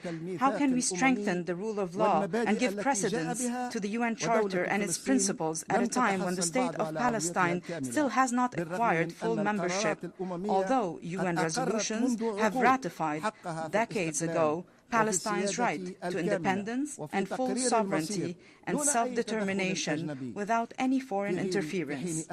At a time when the occupying entity maintains its membership at the United Nations, despite its systemic, continuous and uninterrupted violations of the rules of international law, and despite its attacks against the work of the United Nations and its specialized agencies and immunities in the occupied Palestinian territory. We value the wave of international recognition of the state of Palestine, with 150 states recognizing the state of Palestine. We do hope that this will support its full membership at the United Nations without delay or hesitation. We recall that the state of Palestine is a state pursuant to international law.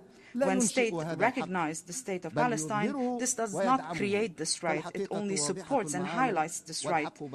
The truth is clear as day, and what is right is evident. This right was reaffirmed by the ICJ in its advisory opinion on the 19th of July 2024, when it ratified that the occupying power is obligated to end its illegal presence in the occupied Palestinian territory as soon as possible, and all member states at the United Nations are obligated to not recognize the legitimacy of this situation resulting from this illegal presence, and not to provide any aid or assistance to maintain this situation. The United Nations and its main bodies must look at ways and procedures to guarantee that. From this rostrum, we call on the international communities to shoulder its responsibility immediately to lift the blockade on Gaza Strip and all the Palestinian territory, and to put an end to the starvation, and to guarantee an effective delivery of assistance and to secure those requiring assistance. We also call on the Security Council to immediately interfere to put an end to the repeated violations against a number of countries in the region: Syria, Lebanon, Iran, and lately Qatar. My country has called for that recently during the Emergency Islamic Arab Summit in Doha, because we believe that the Islamic Arab security is indivisible. In this regard, we reaffirm that the process of reforming the United Nations and paving the way for a new phase for multilateral work and international relations, this cannot be achieved and this cannot be tangible for all countries unless we strengthen the value of equality among people, away from discrimination, selectivity, and double standards. Tunisia will remain committed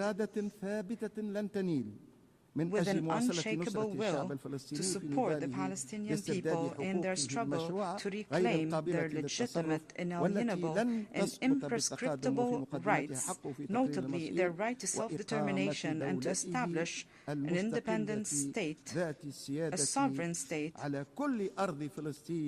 all over Palestine territory, with Al-Quds al-Sharif as its capital. Mr. President, achieving the objectives of the Summit for the Future continues to guide our approach. However, these objectives continue to be difficult unless the international community truly wishes to make a change and reach a consensus on diagnosing the deep-rooted issues that led to the failure of the current international system.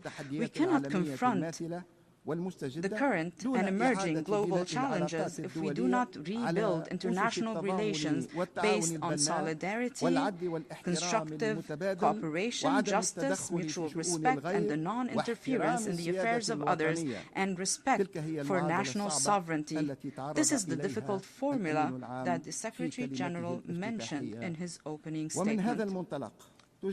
Therefore, Tunisia renews its call for a comprehensive and deep reform of the international financing system and its institutions to guarantee justice and access to financial resources, to strengthen its effectiveness to serve comprehensive development by putting in place innovative mechanisms to finance development, similar to the ESCWA initiative to swap debts for climate action, which we have joined, which aims to transforming obligations of external debt service to investment in climate work and the SDGs. Tunisia reaffirms the importance of making every possible effort to recover stolen and smuggled funds and assets, to strengthen international justice and guarantee people's right to development and good governance. My country believes that this is a sovereign, imprescriptible right. Mr. President, we believe that there are close links between development and peace. Therefore, my country reaffirms that investing in people, especially when it comes to education, health, infrastructure, environment, this is the main guarantee to prevent conflicts and to address the causes of irregular migration. Our approach when it comes to dealing with the flows of irregular migration is based on respecting human rights and rejecting all forms of racial discrimination and hate speech. Tunisian authorities continue to make every possible effort to save the lives of irregular migrants on land and at sea, to provide them with care and enable them to voluntarily return to their countries of origin in cooperation with the IOM. We renew our call to adopt a comprehensive approach to migration that takes into account the human and historic dimensions and not just the narrow security dimension. And we should not place on countries of the South a burden that exceeds their capacity. We need to support efforts of development in countries of origin and strengthen the integration of young people at the economic and social level and facilitate regular movement. We refuse to be a country of transit for irregular migrants that are victims of networks of human smuggling and human trafficking. Migration must be a choice and not a necessity.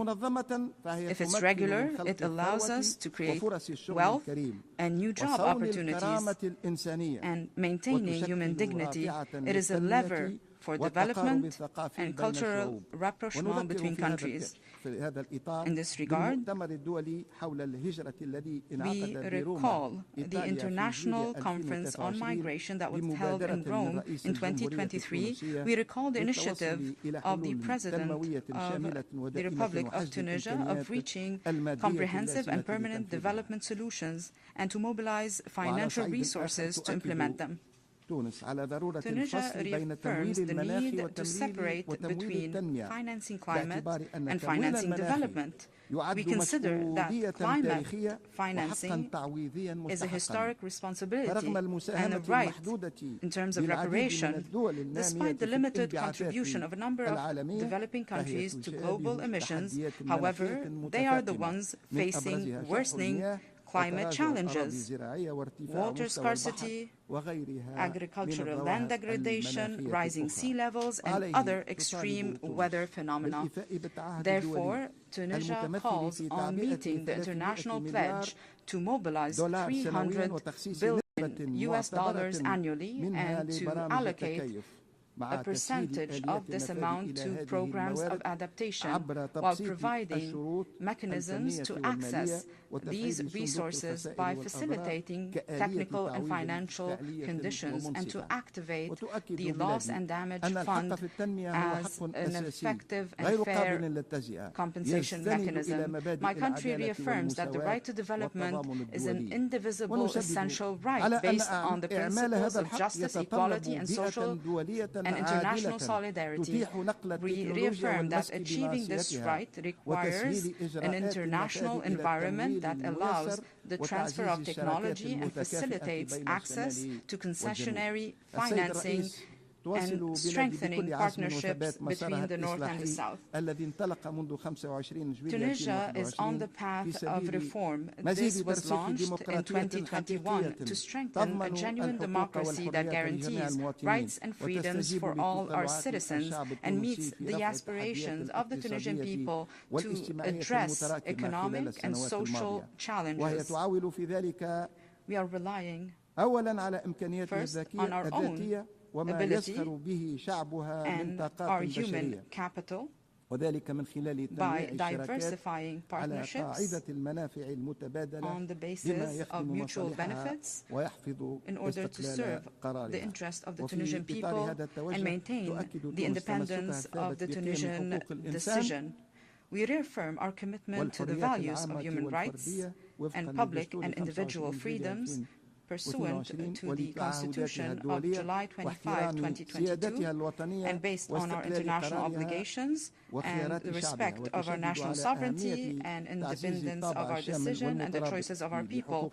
We reaffirm the importance of strengthening the comprehensive nature of human rights, including economic, climate, social, science, and cultural rights, notably the natural right to development.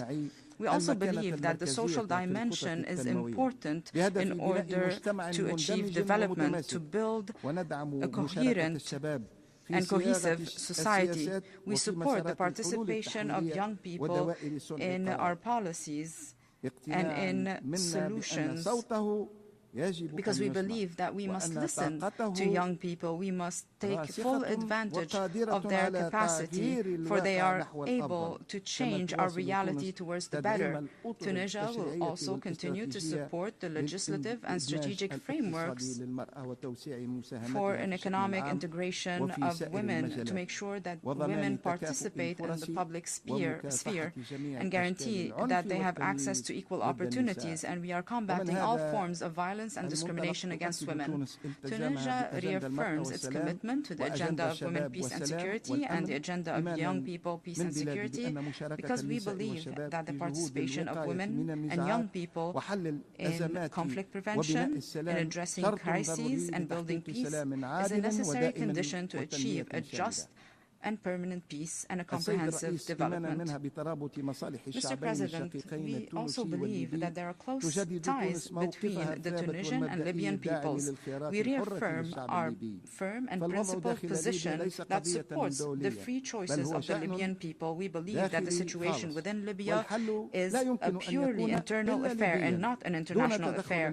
The solution can only be Libyan-led without any interference. The Libyan people is a sovereign people and is the only one entitled to put in place solutions with the support of the United Nations. In this regard, we also call for maintaining the sovereignty, independence, and unity of Syria.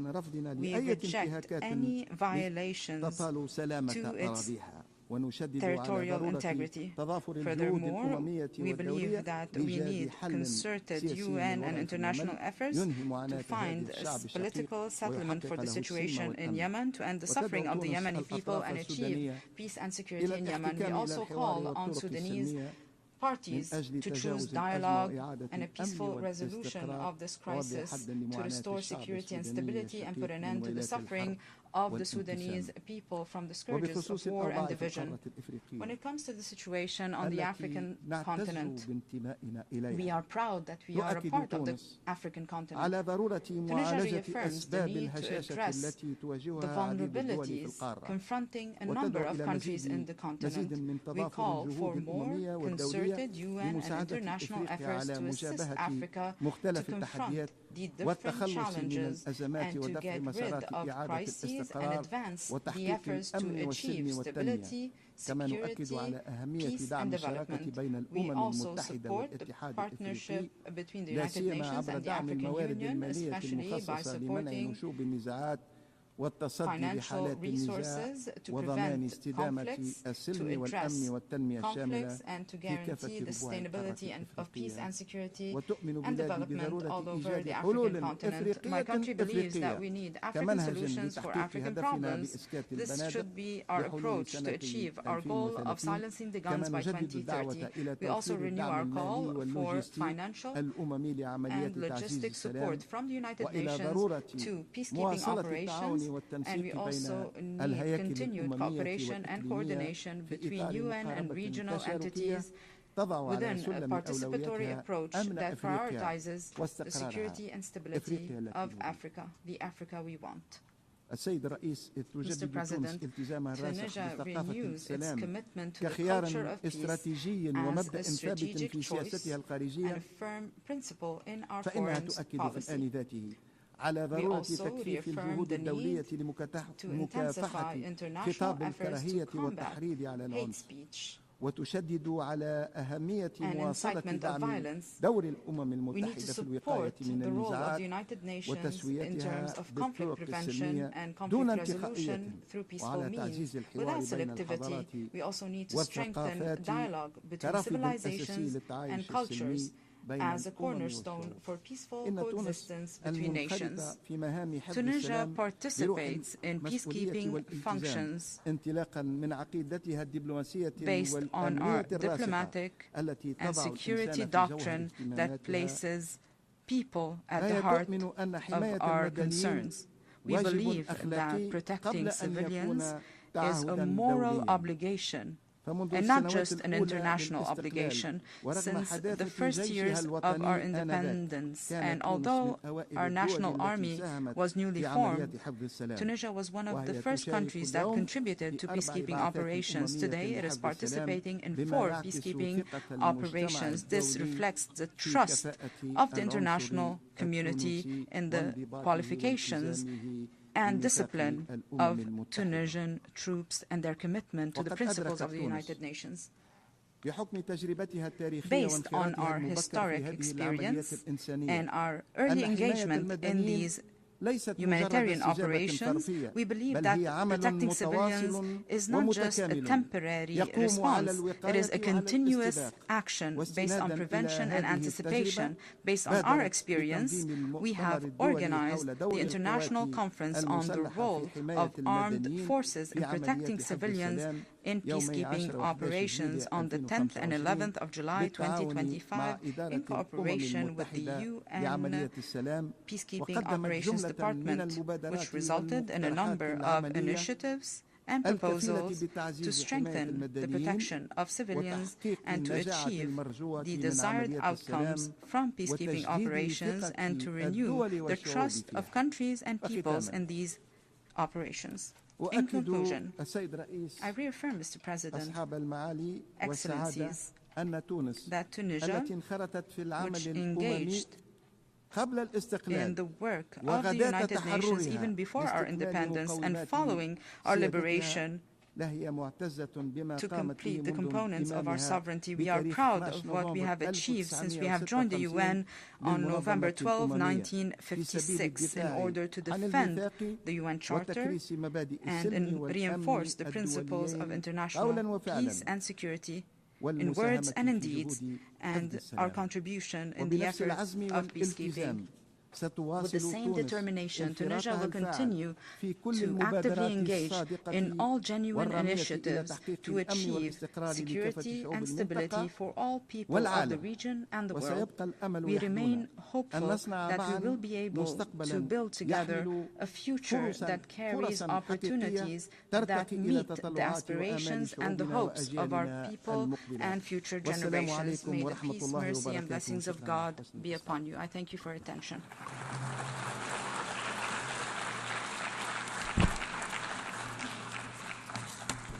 I thank the Minister of Foreign Affairs, Migration and Nations Abroad of Tunisia.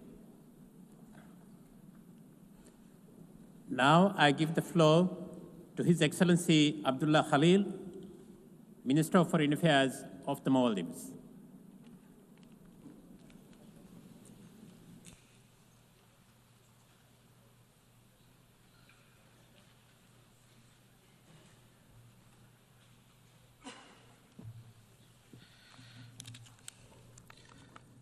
Bismillahir Rahmanir Rahim.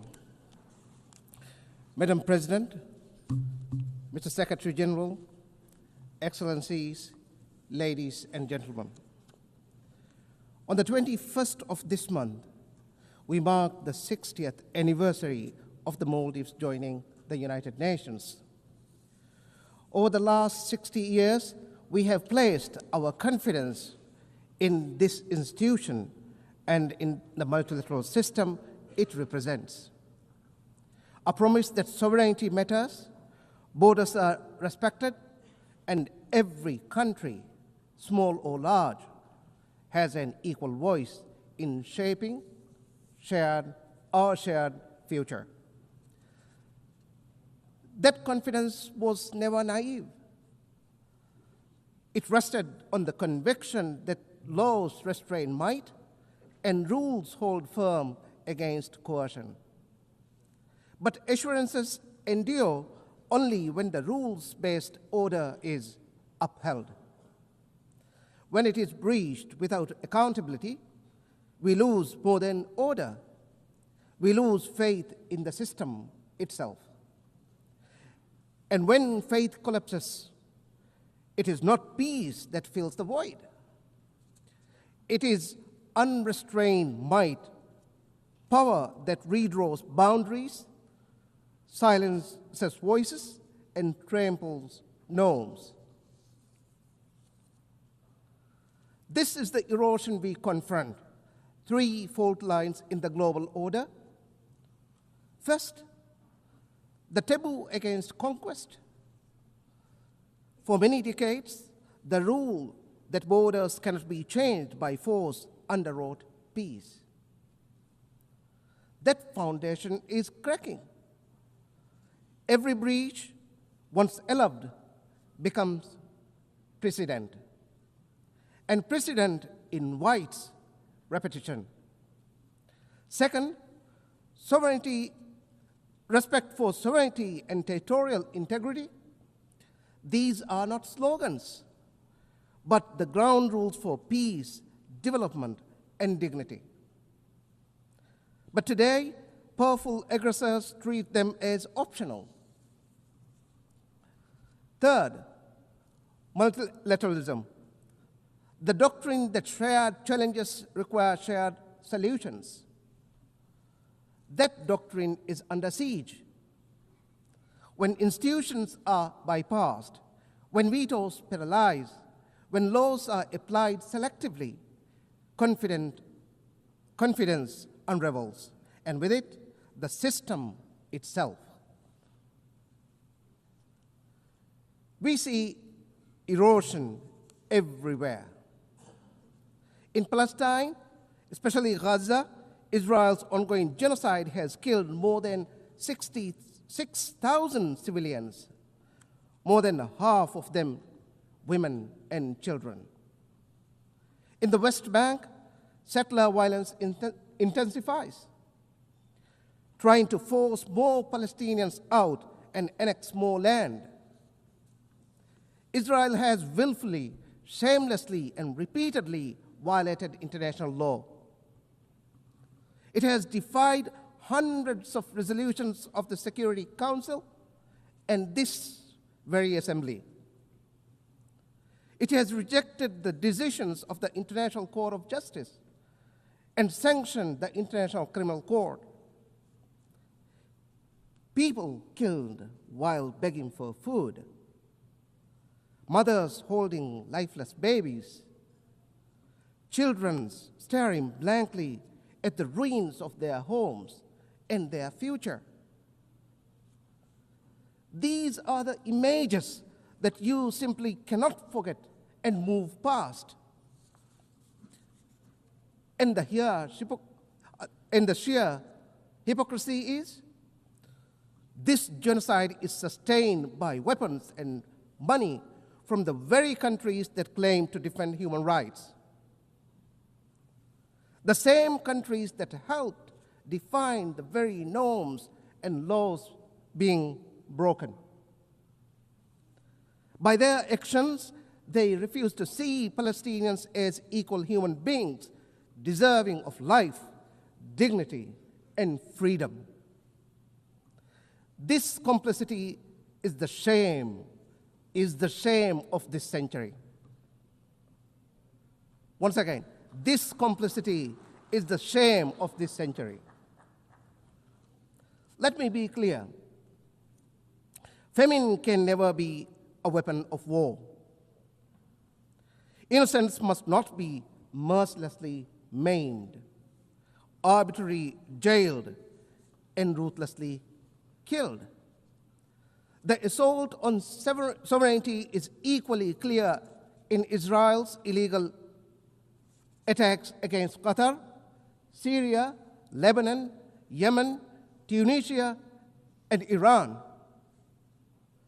Each strike is a reminder that borders are trampled when power speaks louder than law. In each case, where laws and norms give way to leverage, where responsibility gives way to convenience, the pattern is the same. If this erosion continues, the question will no longer be whether it will happen again, but who will be the next victim. UN 80 must be the repair moment, the turning point. Reform is no longer optional. It is the only pathway forward. Any serious reform must tackle the Security Council, the Council's paralysis. We need an expanded and more representative Council. A rotating seat for SIDS is where we must start.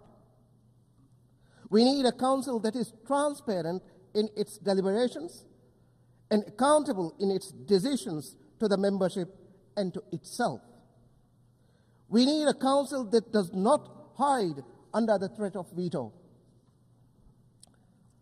The Secretary General's three-track reform should be member state-led, member state-driven, and implementation-focused.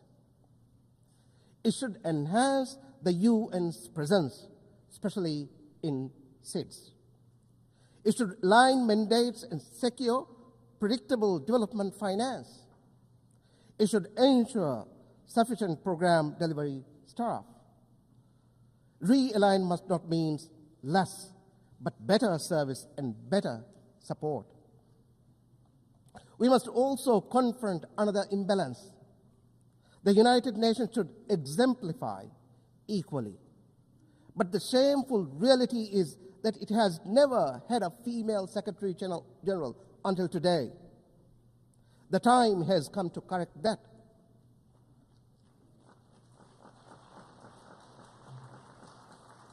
Reform is not only about structures, it is about credibility. And credibility lives or dies with trust in multilateralism.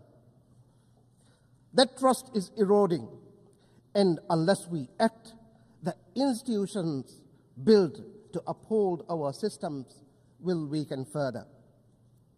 If the UN cannot act to prevent, to protect and to provide, trust in multilateralism will continue to erode. UN80 must repair the guardrail before they fail beyond repair. Repair also begins with the global commons, the ultimate test of whether law and multilateralism still matter. A decade ago, this assembly adopted 3 foundational documents. But today, the 2030 agenda is off track. The promise of Paris is broken, and the Addis Ababa Action Agenda lies unfulfilled. The climate emergency deepens as major emitters evade their responsibility to cut emissions and to pay for loss and damage inflicted on countries like mine, the Maldives. Similarly, under the crushing weight of external debt, creditors and institutions tighten the vice, stripping developing economies of the fiscal space needed for resilience, health, and education. There are promises worth keeping. The BBNJ agreement entering into force next January must be universally ratified and fully implemented, with benefit sharing, technology transfer, and capacity building that are real, predictable, and accessible to SIDS. Comments from the UN Ocean Conference, commitments from the UN Ocean Conference, and the Financing for Development Conference must translate into tangible gains for our islands, and above all, deliver debt relief.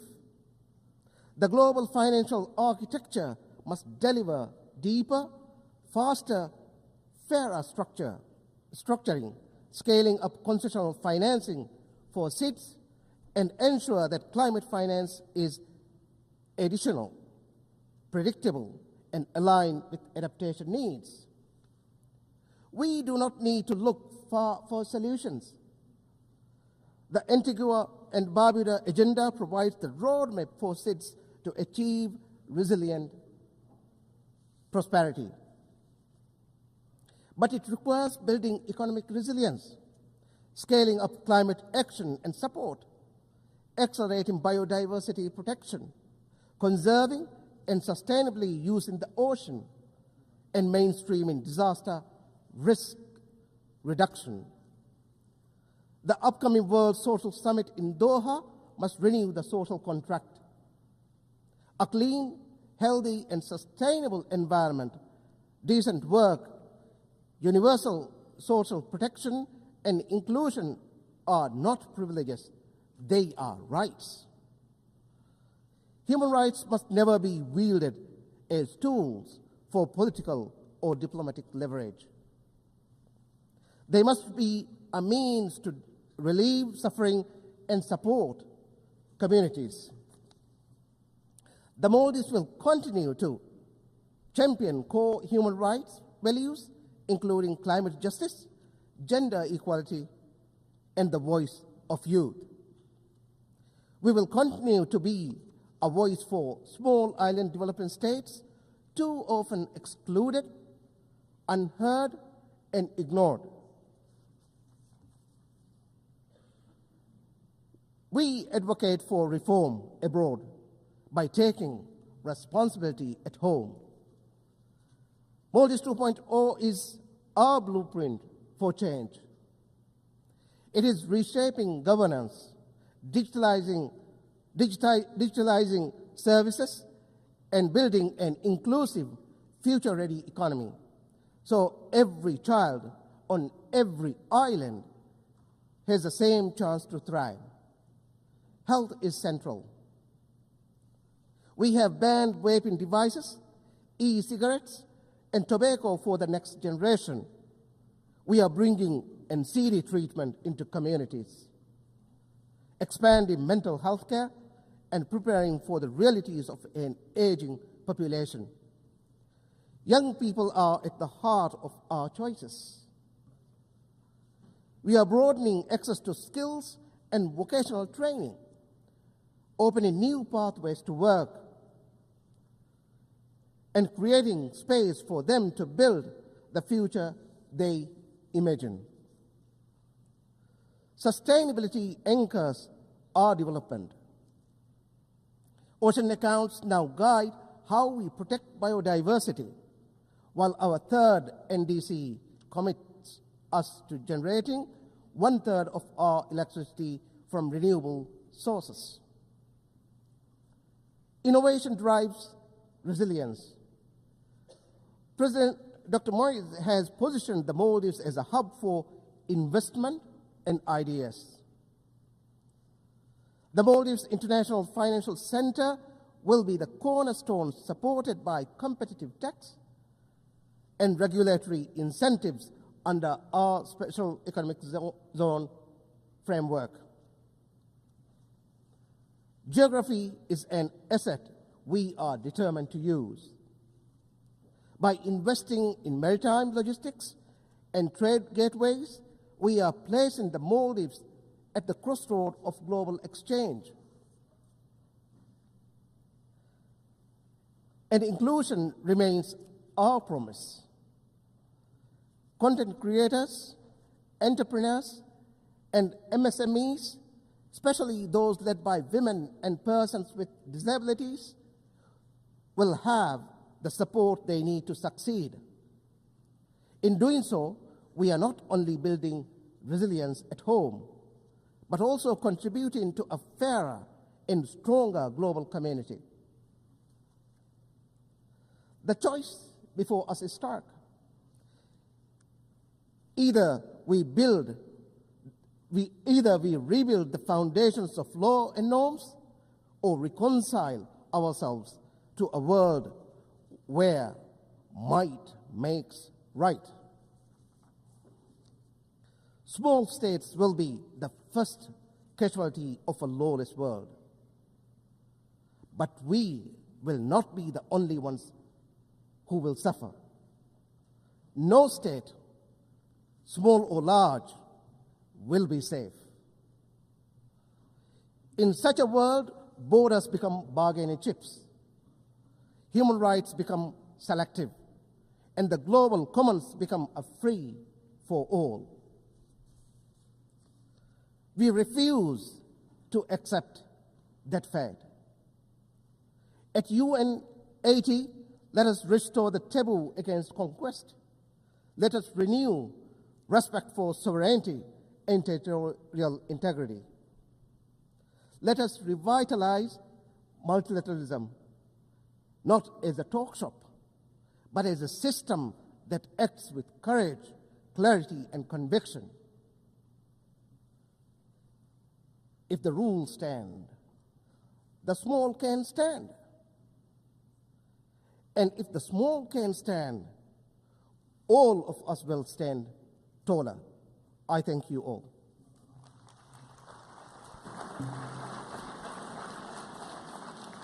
I thank the Minister of Foreign Affairs of the Maldives. Now I give the floor to Minister of Foreign Affairs, Minister of State and Secretary General of Presidency of Guinea, His Excellency Amara Kamara.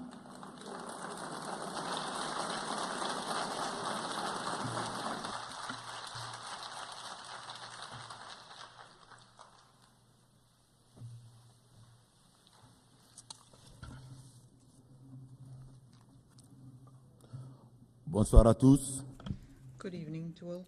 Madame la Présidente, Madam President, Monsieur le Secrétaire Général, Mr. Secretary General, Mesdames et Messieurs, ladies and les gentlemen, chefs de délégation, heads of delegations, c'est un honneur it is an et un honor privilège pour and moi a privilege for me de prendre la parole to à cette tribune speak universelle at this au nom universal de son Excellence, platform and to le do so Président on Mamadi behalf Doumbouya, of His Excellency President Président Mamadi de la République de Doumbouya, Guinée, President of the Chef de Republic of l'État. Guinea and Head of State.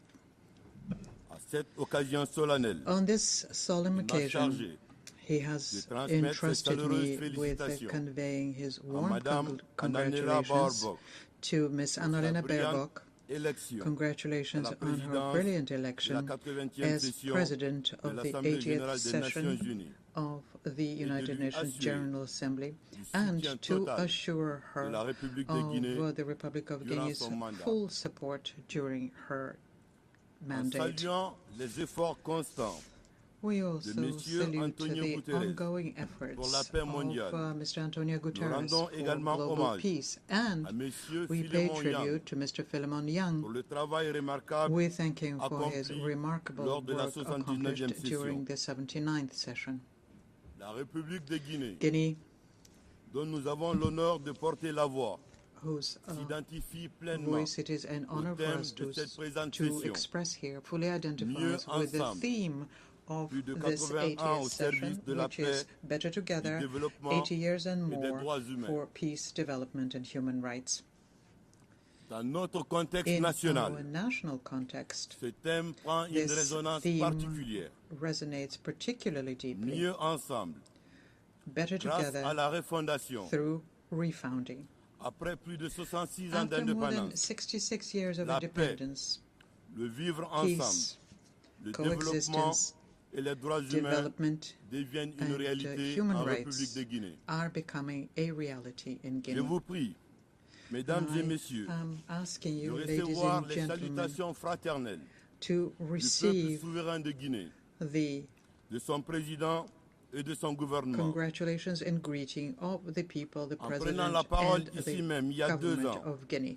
le président 2 Doumbouya years ago, affirmait: President Doumbouya stated, mon pays continue "My de fonder country un espoir continues à to l'Organisation des Nations Unies place hope in the pour trouver United des Nations solutions idoines to find aux problèmes appropriate auxquels notre solutions monde est confronté. to the challenges Mais facing les our world." fondamentaux But qui ont présidé the à la founding création de principles notre organisation of our organization doivent s'adapter must aux adapt mutations profondes to the de notre profound société. changes in our society.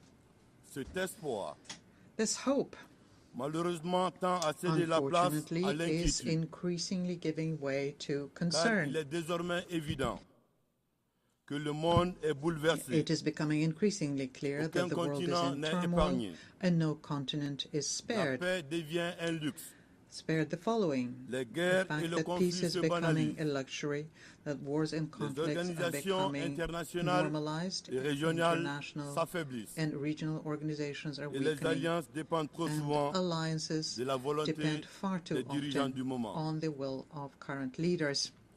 À ce rythme, At this pace, nous devons avoir le we courage must have the courage d'admettre que les plus to belles années de notre organisation acknowledge commune that the pourraient best bien years être derrière of nous. our shared organization may be Mesdames behind et us. messieurs, Ladies and il gentlemen, existe un lien there indissoluble is an inseparable entre link la paix, between peace, le développement development, et les droits humains. and human rights. Nous rendons hommage And we pay aux hommes tribute et aux femmes to the men partout and dans le women monde who se battent pour la paix. fight for peace Mais force worldwide. est de constater But we que must la simple acknowledge dénonciation des that a atrocités mere reste denunciation trop of souvent atrocities l'ultime niveau is d'action de far la too communauté often the internationale. ultimate level of international action. Par ailleurs, Furthermore, la nature jadis nature, agressée par l'homme which was once assaulted inflige by human aujourd'hui beings, now les conséquences inflicts les plus dramatic dramatiques. consequences. La raréfaction In des the terres arabes, form of the scarcity of l'aggravation arable des lands, sécheresses, worsening droughts, la multiplication des increasing inondations, floods, la chaleur devenue and de plus en plus insupportable. increasingly unbearable heat. Ces réalités doivent nous These interpeller realities must et nous pousser prompt à une profonde remise en deep question. reflection on our part. Mesdames et messieurs, Ladies and gentlemen, le bien-être du peuple the et well-being le vivre ensemble of sont the les véritables people synonymes de la paix. and people peacefully C'est ce living qu'a affirmé together are déjà le true président synonyms Doumbouya of peace. en faisant de cette priorité President la Doumbouya ligne made directrice this a de son guiding action principle à la tête of de l'État. his leadership. Grâce à sa And rigueur, it is through his à sa rigor constance, and la consistency Guinée s'est here, réconciliée avec Guinea elle-même has been able to et avance reconcile with courageusement itself sur le chemin and de son is now développement boldly advancing towards development. en affirmant la fin d'une époque déséquilibrée et injuste, in acknowledging the end to an imbalanced and unjust era where Africa had no voice, President Doumbouya chose to fully embrace our national sovereignty. First, de notre souveraineté minière, our mining sovereignty, par le retrait de and this was permis, done by revoking several permits which were not in compliance with our laws, in particular with Guinea's mining code. Notre souveraineté And then intellectuelle, our intellectual property. à travers And la this was done transformation de by notre système transforming éducatif the education et la system promotion we de have l'excellence. and by promoting excellence. C'est ainsi qu'est née l'initiative This led Simandou Academy, to the creation of Simandou offre aux Academy, meilleurs enfants du pays, which en offers termes de rendement scolaire, top-performing students l'opportunité of the d'étudier country a dans chance les to meilleures écoles study du monde in et the dans les world's meilleures best conditions, schools, afin under de the best doter conditions, notre thus pays providing du capital our country humain with nécessaire the pour son human développement. capital we need for development. Mesdames et messieurs, Ladies and gentlemen, nous savons mieux que we quiconque know better le than prix de la paix anyone the et le price coût of du peace sous-développement. and the cost of underdevelopment. C'est ce qui a justifié, This dans un passé récent, justified la prise de the responsabilité recent de nos forces de défense et de intervention sécurité of our defense and pour security éviter à notre forces pays to de sombrer. prevent a national collapse in the country. Aujourd'hui, And now, dans une démarche méthodique, with a tournée vers methodical l'avenir, approach, le which is président a Mamadi forward-looking Doumbouya a one, initié President le Doumbouya programme has Simandou launched 2040, Simandou construit 2040 autour program, de 5 piliers which is stratégiques. built on the basis of 5 Le premier strategic pillars. The c'est first one l'agriculture, is l'industrie alimentaire et le agriculture, commerce, food industry and qui est trade, le moteur which de is notre the croissance. engine of our growth. Le second pilier, The second c'est one l'éducation is et la education culture, and culture, qui sont les fondations and de it notre is demain. the foundation Le of troisième our pilier, future. The ce sont third les pillar, infrastructures, les infrastructure, transports et les nouvelles transport, technologies and new pour technologies connecter to davantage notre better beau pays. connect our Le country. quatrième, The fourth c'est one l'économie, is les economy, finances et l'assurance, finance, and afin de insurance garantir to notre souveraineté ensure financière. our financial Enfin, sovereignty. le And dernier, finally, c'est la santé et le the bien-être, health qui and constitue pour well-being nous pillar, une which priorité is nationale. a national priority. Le projet Simandou, The Simandou project, qui abrite le plus grand gisement de which is fer au home monde, to the world's contribuera largest iron significativement à la deposit, will décarbonisation de notre planète, significantly grâce à la contribute to teneur global exceptionnelle de son decarbonization minerai, due qui est to its autour exceptionally de high 65%. ore quality, about 65%.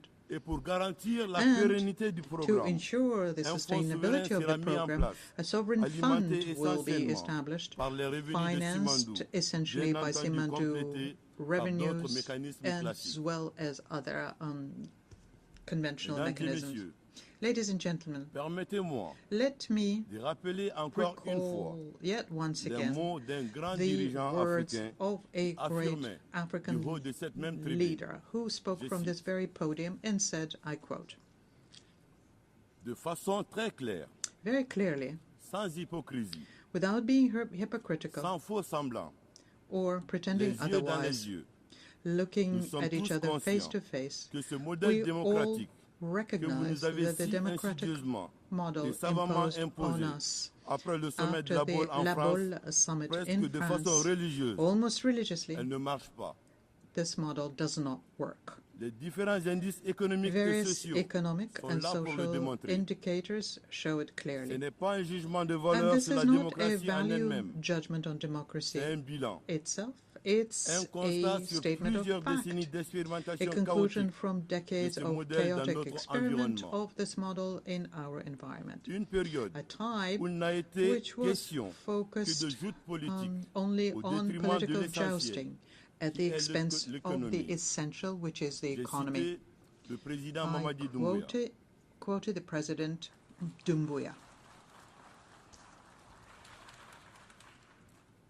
À ce propos, And in this regard, je suis heureux I am pleased to announce que la République de that Guinée the Republic of vient Guinea de franchir has une étape historique achieved a historic milestone. It's achieved its first sovereign credit rating, which was classified as B+ with stable outlook by Standard & Poor's. Thanks to the vision and leadership of the President of the Republic, General Doumbouya, Guinea has reached today a major milestone with this international recognition.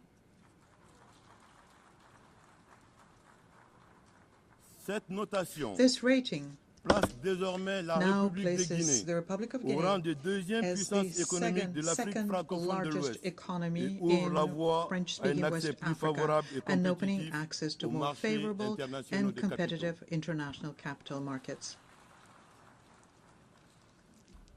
Pour la République de Guinée, for Guinea, le respect du droit humain signifie la rights reconnaissance de la dignité inhérente à chaque personne et l'application des principes et des normes qui protègent ces droits, tels que définis par la Déclaration universelle des droits de l'homme.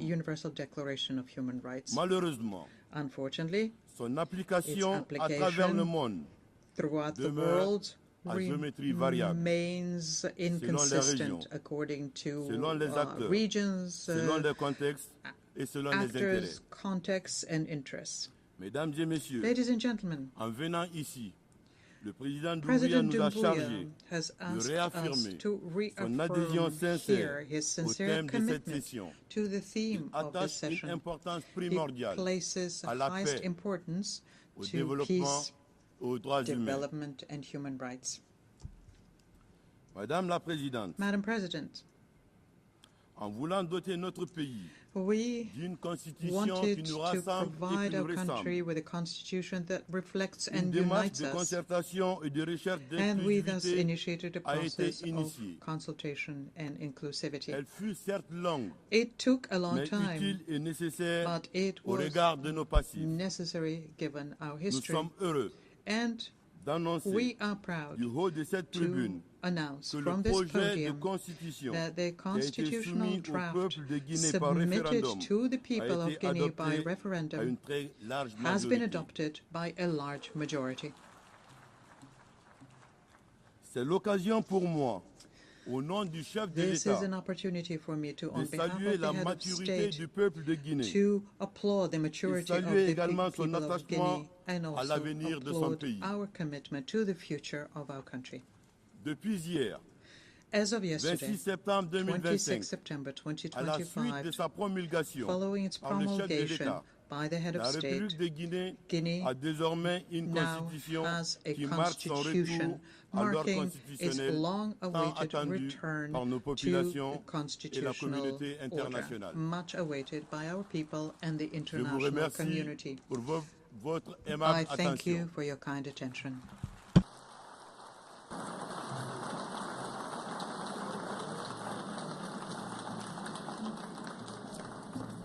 I thank Minister of State and Secretary General of the Presidency of Guinea.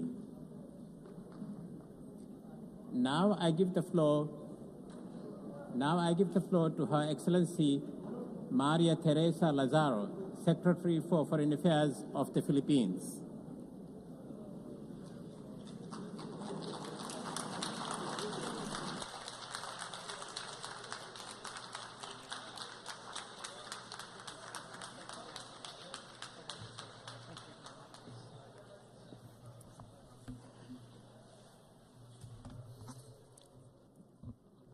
Mr. President, Excellencies, ladies and gentlemen, at the closing of the San Francisco Conference in 1945, Filipino General Carlos P. Romulo declared the UN Charter as an achievement for all humanity.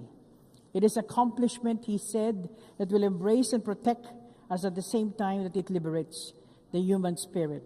Our faith in the United Nations Charter endures as the international community celebrates the 80th anniversary of the United Nations.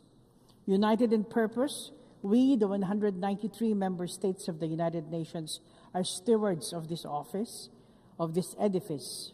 It counts on our courage to be equal to the task it bestows on us. The United Nations was born in the rubble of war. We embark on a peace that works not only for the powers of that day, but also for all of humanity, for all time. We forge through the Charter a covenant of just and equitable peace. Yet today, we ponder on the triumphs of the shared journey amidst the jolting clamor for peace and humanity under the very circumstances for which the United Nations was conceived. We must end the suffering of millions who live in starvation and fear in Gaza. Ceasefires must hold.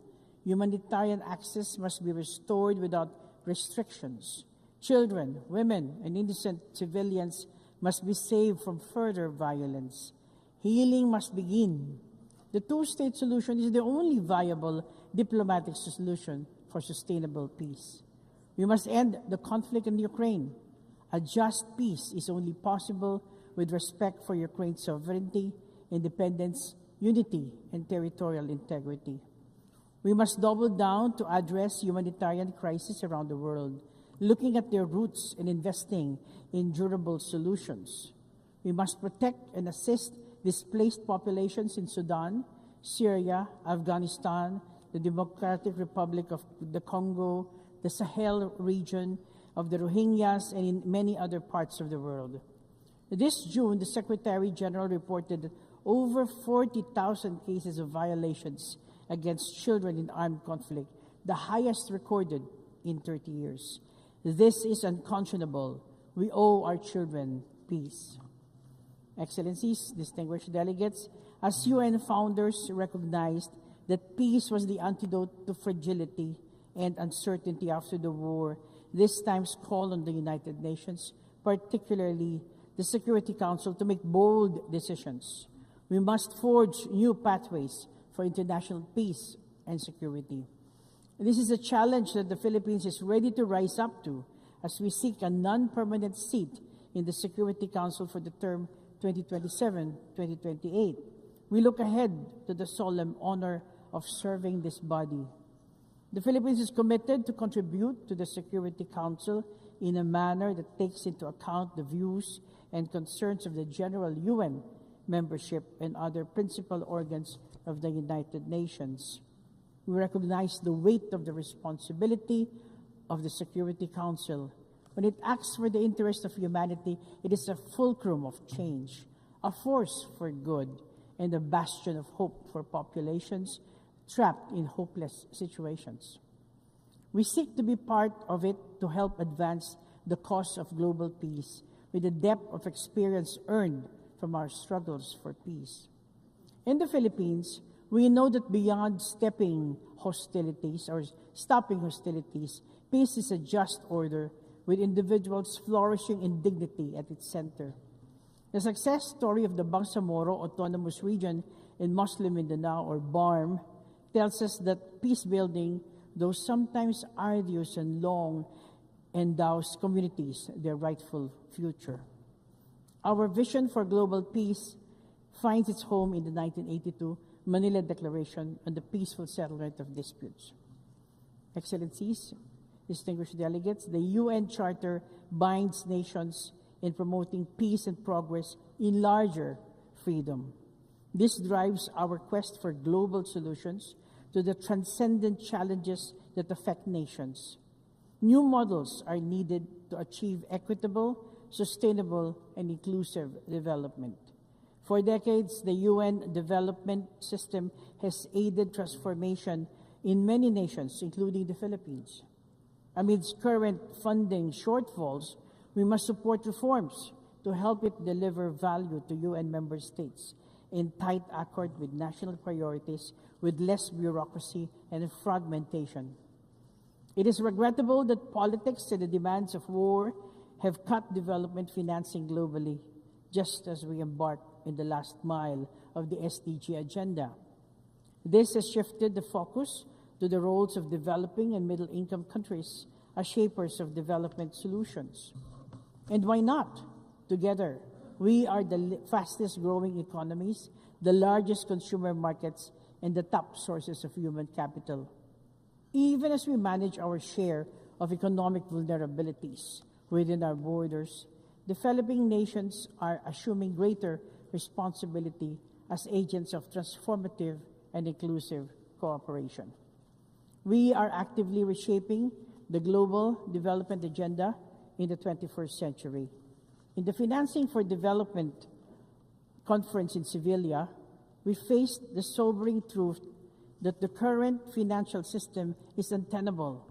It is one that has fostered debt burdens and perpetuated power imbalance, a system that mires the poor and favors the wealthy. Structural asymmetries undermine the ability of developing countries, particularly climate-vulnerable ones, to mobilize the scale and quality of finance required for resilient development. Access to finance remains skewed. Climate-vulnerable developing countries face borrowing costs that exceed their projected growth rates. The eligibility criteria for concessional finance is tied to outdated income classifications with no account for risks and vulnerabilities faced by many countries that need such lifelines for sustaining their growth. Reforms are long overdue. Multilateral processes must confront the widening gap between climate ambition and the means of implementation, whether in terms of financial resources, technology transfer, or capacity building. Developed countries must fulfill their financial obligations.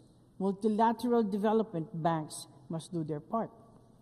Climate finance is a binding commitment as affirmed by the International Court of Justice in its unanimous advisory opinion last July. We need to rebalance decision-making power in global financing institutions. Developing countries must be co-architects of systems that determine allocation, eligibility, and accountability.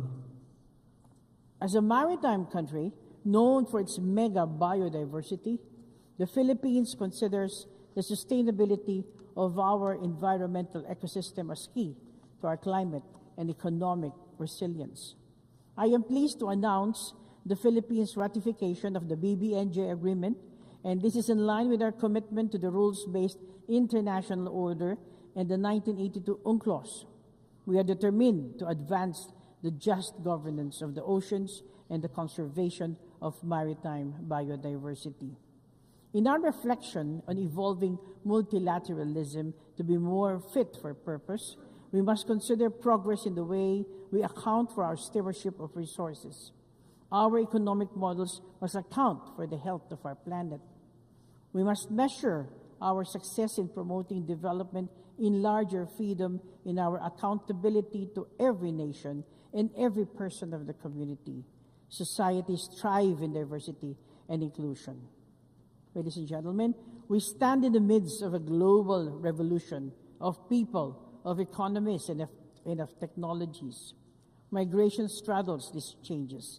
The movement of people across borders sustains growth in countries of origin, transit, and destination alike.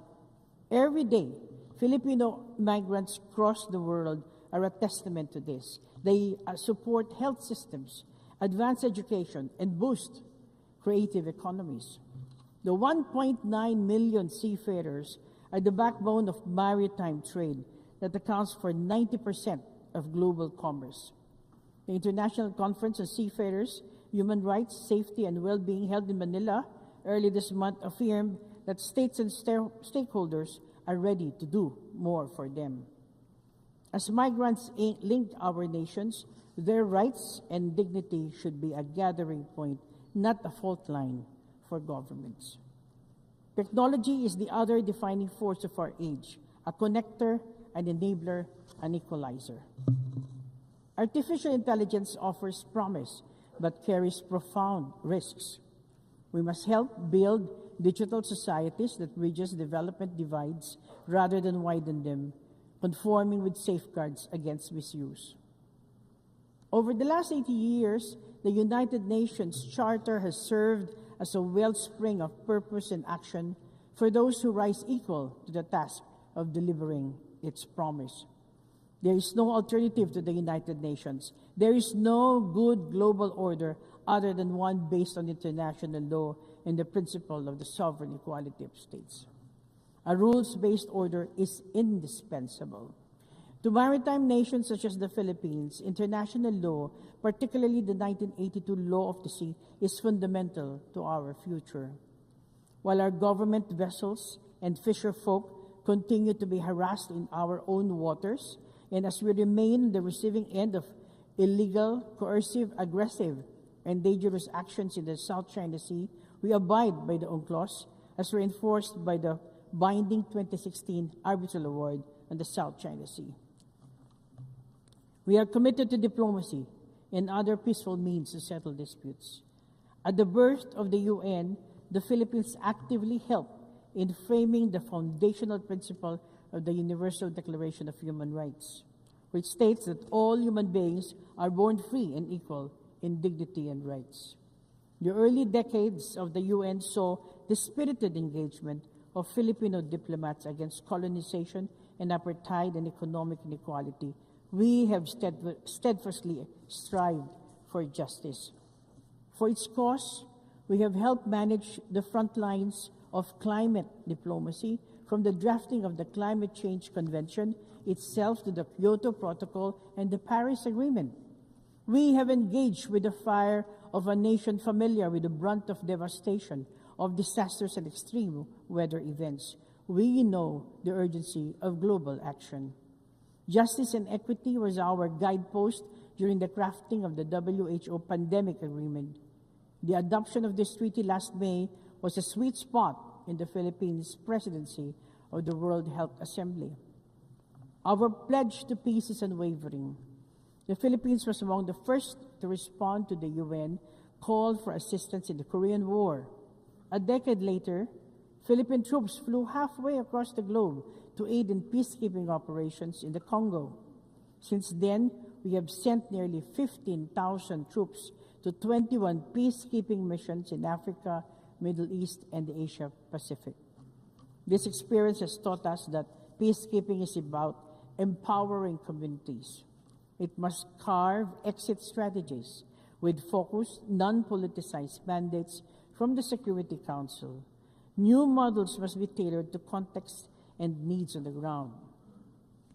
Then as now, we embrace our role as a bridge builder. As General Carlos P. Romulo put it in 1946, a bridge between two worlds, among the first of many that must be erected to make them one. Then as now, we offer steady hands in New York, Geneva, Vienna, Bangkok, Nairobi, Rome, and the cradles of joint action as a partner, pathfinder, and peacemaker. Excellencies, distinguished delegates, our world is far different from the world inhabited by the founders of the UN. Our new realities test the durability of the Charter at its 80th year. The measure of credibility for the UN is whether it can hold its sovereign promise in today's world, where nations shape the future on equal terms. As I conclude, I recall again General Romulo's words at the first UN General Assembly in 1946 that the Filipino stake in the United Nations is one of an identical destiny of shared anxiety, of hope and endeavor. The journey of the entire family of the United Nations has been one of hope and endeavor. In the strength of our diversity, the UN is the common vessel steering humanity through the onslaught of challenge and change. We count on each other for the courage to hope and courage to act. Let us persevere in purpose, in action, as the United Nations, so we can claim before those who came before us and those coming after that we have risen to the challenges of our time and have far exceeded our calling. Thank you and mabuhay.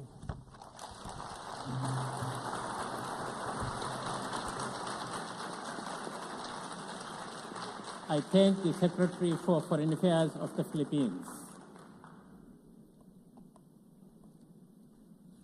I now give the floor to Her Excellency Lana Nusseibeh, Minister of State for Ministry of Foreign Affairs of the United Arab Emirates.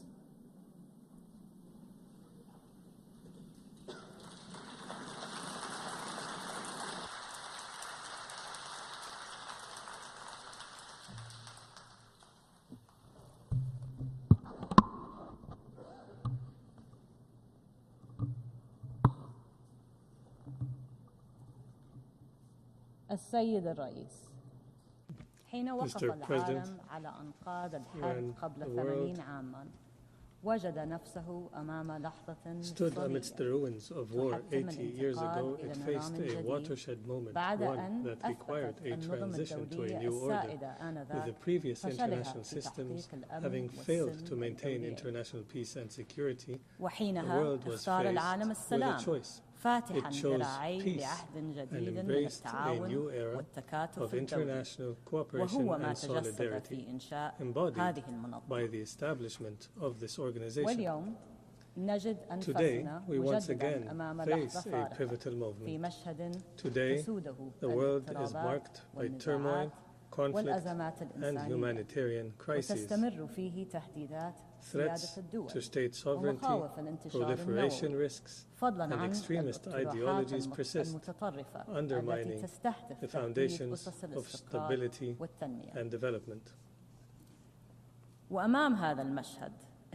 Amidst these challenges, my country has chosen the path of prudence and de-escalation, leveraging its capabilities to build bridges, prevent conflicts, and place the interests of humanity above all.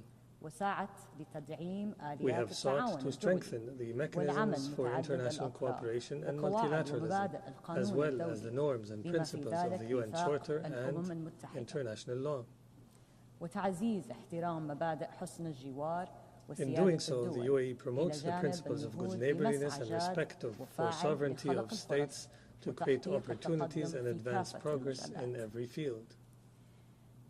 My country has also championed genuine humanitarian diplomacy aimed at preserving the dignity of individuals in the most difficult circumstances. We have sought to bridge divides, facilitating the exchange of thousands of prisoners between Russia and Ukraine, hosting peace talks between Azerbaijan and Armenia, and undertaking efforts to de-escalate tensions in South Asia and beyond. In the face of these global challenges, the United Arab Emirates remains committed to diplomacy, peaceful solutions, and dialogue. Our aim is not simply to manage conflicts, but to resolve them sustainably. The urgent need for this approach is clear around the world, whether in the Gaza Strip, Ukraine, Sudan, Yemen, Libya, or the Sahel. Many of the crises around us have been exacerbated by extremist ideologies, hate speech, and incitement. That is why we are leading efforts to advance the tolerance, peace, and security agenda, to uphold the values enshrined in the UN Charter, and to break cycles of conflict. There is no doubt that what we are witnessing today in the Palestinian-Israeli conflict is not only a result of, but serves extremists and warmongers' efforts who seek to undermine the path to a peaceful resolution. Nothing can justify targeting tens of thousands of civilians, or besieging them, or starving them and forcibly displacing them, nor can anything excuse the pursuit of unacceptable expansionist ambitions, including the threat of annexing the West Bank. Similarly, there is no justification for the taking of hostages or the targeting of civilians in conflict. We emphasize the need to protect the hostages as per international humanitarian law. This situation also cannot serve as an excuse to attack countries in the region. Israel's treacherous and reprehensible attack against the state of Qatar constituted a flagrant violation of its territorial integrity and of the security of the Arabian Gulf region, as well as a breach of the most fundamental principles of international law. Aggression will not bring stability to the region. My country has always believed in the centrality of the two-state solution and the realization of an independent, sovereign Palestinian state with East Jerusalem as its capital, living side by side with the state of Israel. Insecurity, peace, and prosperity. This is the fundamental requirement for achieving a permanent, just, and comprehensive solution to the issue, with a Palestinian state capable of fulfilling the aspiration of the Palestinian people, restricting the use of weapons, and ensuring security, stability, and the rule of law, with no place for terrorists and extremist groups.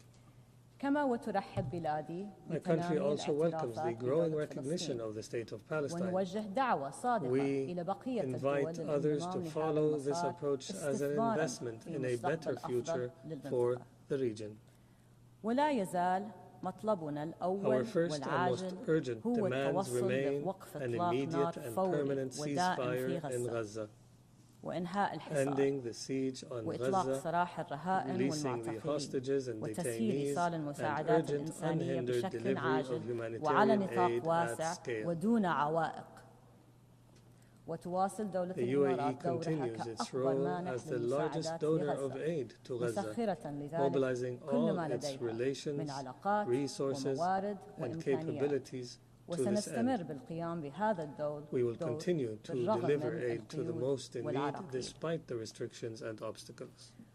وفي توجهنا بتغليب الحلول الدبلوماسية وإرساء العدالة في النظام الدولي، ما زالت بلادي تضع قضية الجزر الإماراتية الثلاث المحتلة طنب الكبرى وطنب الصغرى وأبو موسى في صدارة أولوياتها الوطنية، حيث نستمر في مطالباتنا لإيران بإنهاء احتلالها بهذه الجزر التي تعد جزءاً لا يتجزأ من أراضي دولة الإمارات، وأن تستجيب لدعواتنا المتكررة لحل هذا النزاع عن طريق المفاوضات المباشرة أو اللجوء إلى محكمة العدل الدولية.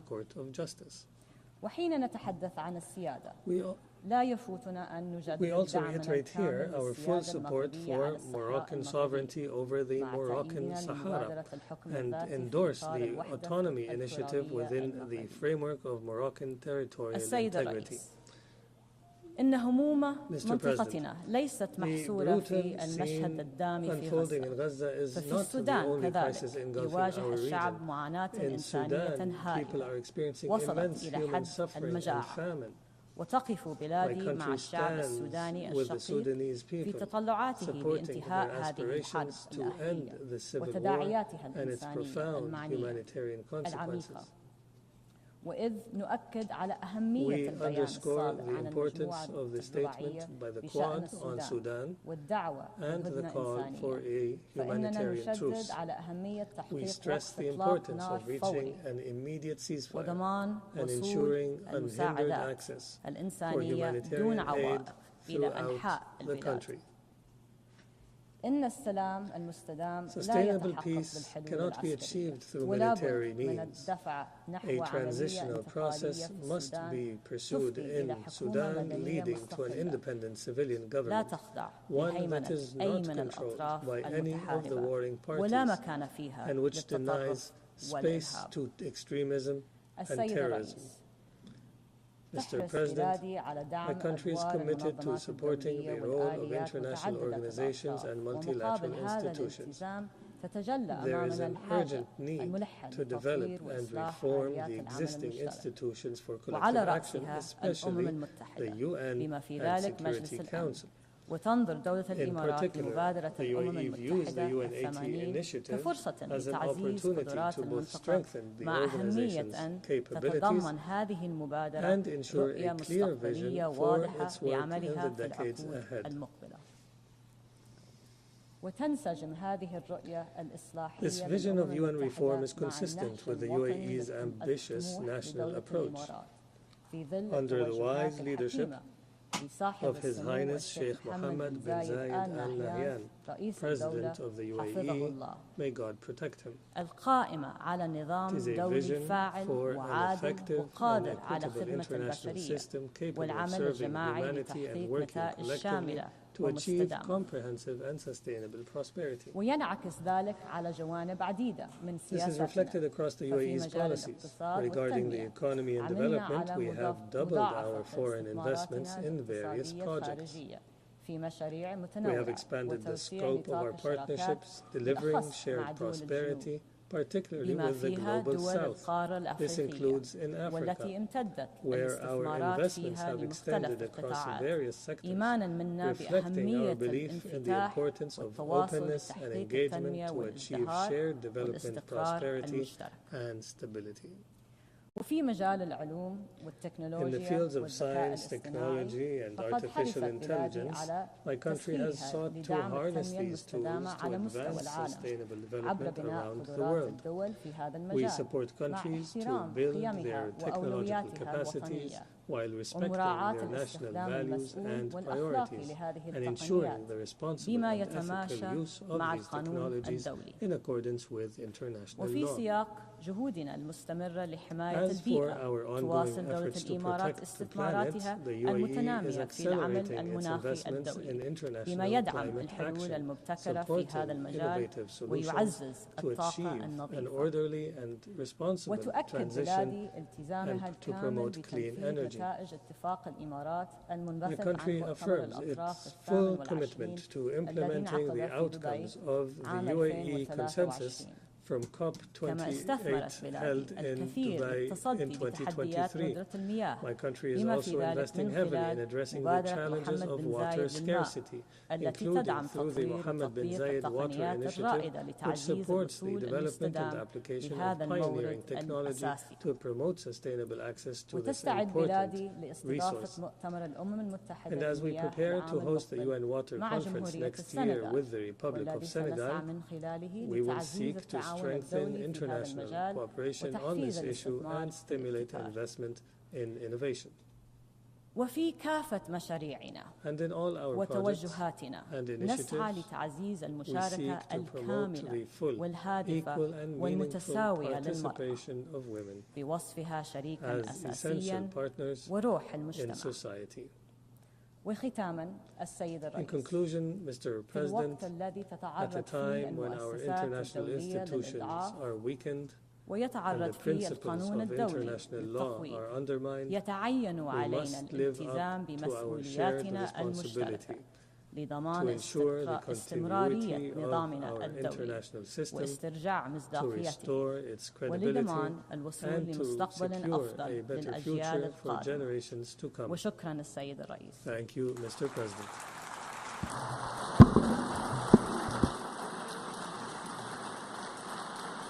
I thank the Minister of State for Ministry of Foreign Affairs of the United Arab Emirates. We have heard the last speaker in the general debate for this meeting. We will continue the general debate on Monday, 29 September at 9 a.m. in this hall. The exercise of right of reply has been requested. May I remind members that statements in the exercise of right of reply are limited to 10 minutes for the first intervention and 5 minutes for the second intervention, and should be made by delegations from their seat. I call on the representative of Ethiopia. Mr. President, we ask for the floor in the exercise of the right of reply to the statement made by the Egyptian delegate against my country, Ethiopia. The unfounded claims we heard here today are also communicated to the Security Council.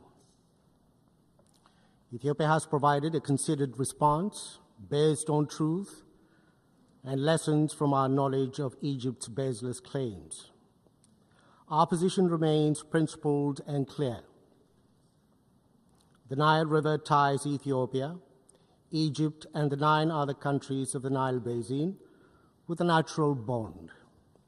Ethiopia has taken all steps to preserve this bond. The contrast between Ethiopia's long-standing policy of cooperation and Egypt's continued hostility is starkly clear. Ethiopia abides by the international law principle of equitable and reasonable utilization in its use of the Nile River. Egypt, on the other hand, is invested in imposing what it calls its historic right. Ethiopia advances basin-wide cooperation along with its sisterly co-repairing countries. Egypt pushes for colonial-era bilateral commission that grants it unfettered authority over 10 African countries. Ethiopia seeks to develop the water to protect the human rights of our people for inadequate standard of living, to ensure access to clean drinking water, food, and electricity to power our homes, schools, hospitals, and factories. Egypt insists on denying them these necessities of life by a perpetual colonial status as a desert farm, to use its own terms, and I quote, oasis for development, end of quote. Ethiopia built the Grand Ethiopian Renaissance Dam by consulting and involving Egypt in the decision-making processes, starting from the design to the operation of the dam. Egypt built the humongous High Aswan Dam, which is nearly 3 times the size of our Renaissance Dam, destroying the Nubia and Meroe civilizations, with flooding destroying the livelihood of people in its neighbor. Several rounds of negotiations have been held between Ethiopia and Egypt. Egypt tried to extract unreasonable concessions from Ethiopia without any genuine desire for a win-win solution. Egypt's representatives have not shown any inclination to produce a consensus outcome. Its entire focus is to get other Nile riparian states to recognize its claims for colonial-era entitlements and full control of the Nile. Ethiopia's dam is the first of many, not only in Ethiopia but also in the wider Nile Basin region. There has to be a lesson from the past to chart a positive future, a more collaborative future. Hostility only breeds divisions, wastage of resources, and missed opportunities for joint development. Ethiopia has redoubled its efforts to ensure regional peace and security, shoulder to shoulder with its neighbors, to restore peace, advance integration and economic development, and in the fight against terrorism. Egypt, on the other hand, is disrupting these regional efforts, shipping in arms and supporting belligerents and making diplomatic solutions impossible in its neighbors to the south and west. There is no parallel or comparison between my country, Ethiopia, and Egypt. Our determination to forge cooperation emanates from the just nature of our cause and action. It's influenced by the timeless bond and shared future we enjoy with our neighbors. When we exchange this word in this August Assembly, it is only because we are compelled to do so. Egypt's attempt to internationalize one hydroelectric dam, one African river, is only another case of exploiting this platform for narrow political purposes and a cover-up for national and regional preoccupations. This is one among several factors that contributed to the challenges the United Nations is facing in developing on its mandates. We thus encourage Egypt to play a constructive role in building a future of shared prosperity. I thank you, Mr. President. I call on the representative of Pakistan.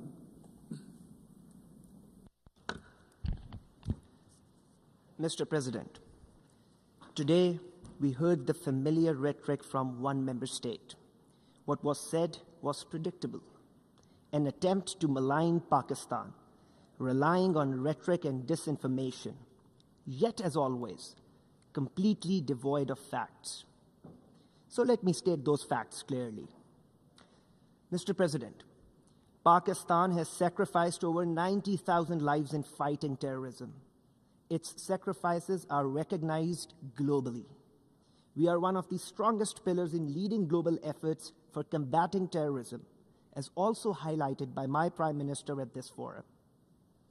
The malicious accusations about terrorism by this one country, unfortunately by our neighbor, are a deliberate attempt to repeat lies, and to keep doing that until they are accepted as the truth. But as we know, that is far from ground realities.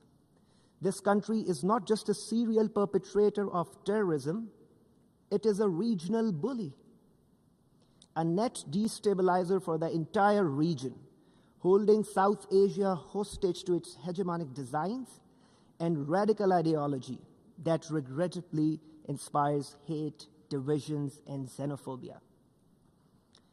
So let me put that in perspective. First, this country is in the league of those who illegally occupy territories, oppress populations, and violate fundamental human rights, as in the case of Indian illegally occupied Jammu and Kashmir. State terrorism in the form of extrajudicial killings, arbitrary arrests, detentions, stage encounters, and collective punishment under the cover of counterterrorism. Second, it is this country which runs a sinister cross-border terrorist web and clandestine networks through its proxies, both inside Pakistan and beyond.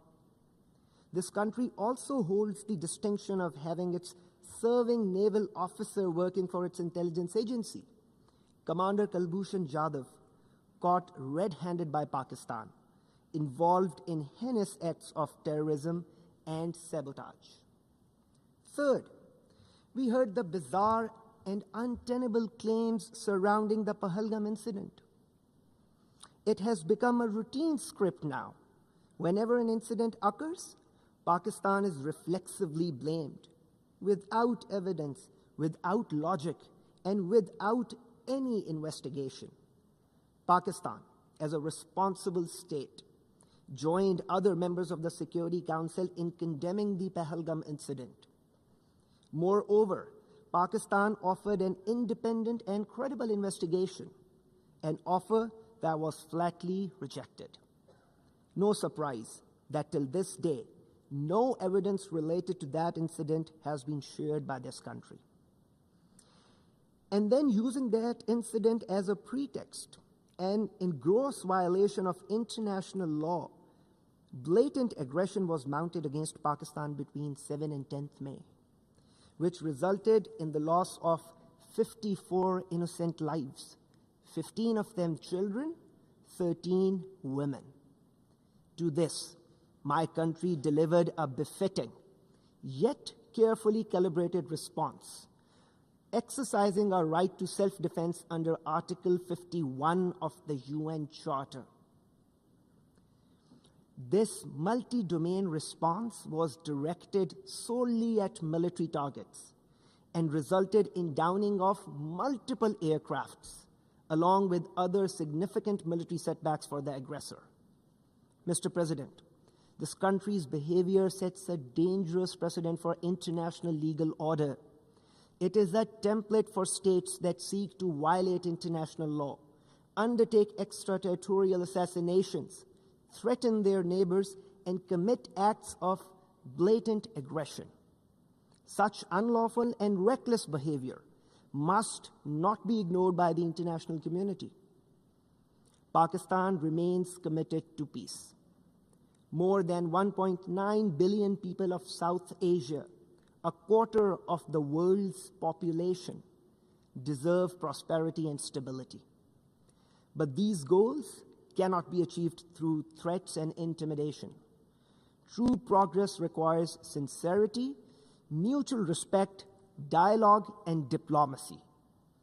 Principle Pakistan has upheld, and principles which India must finally choose to embrace if it truly seeks peace. I thank you.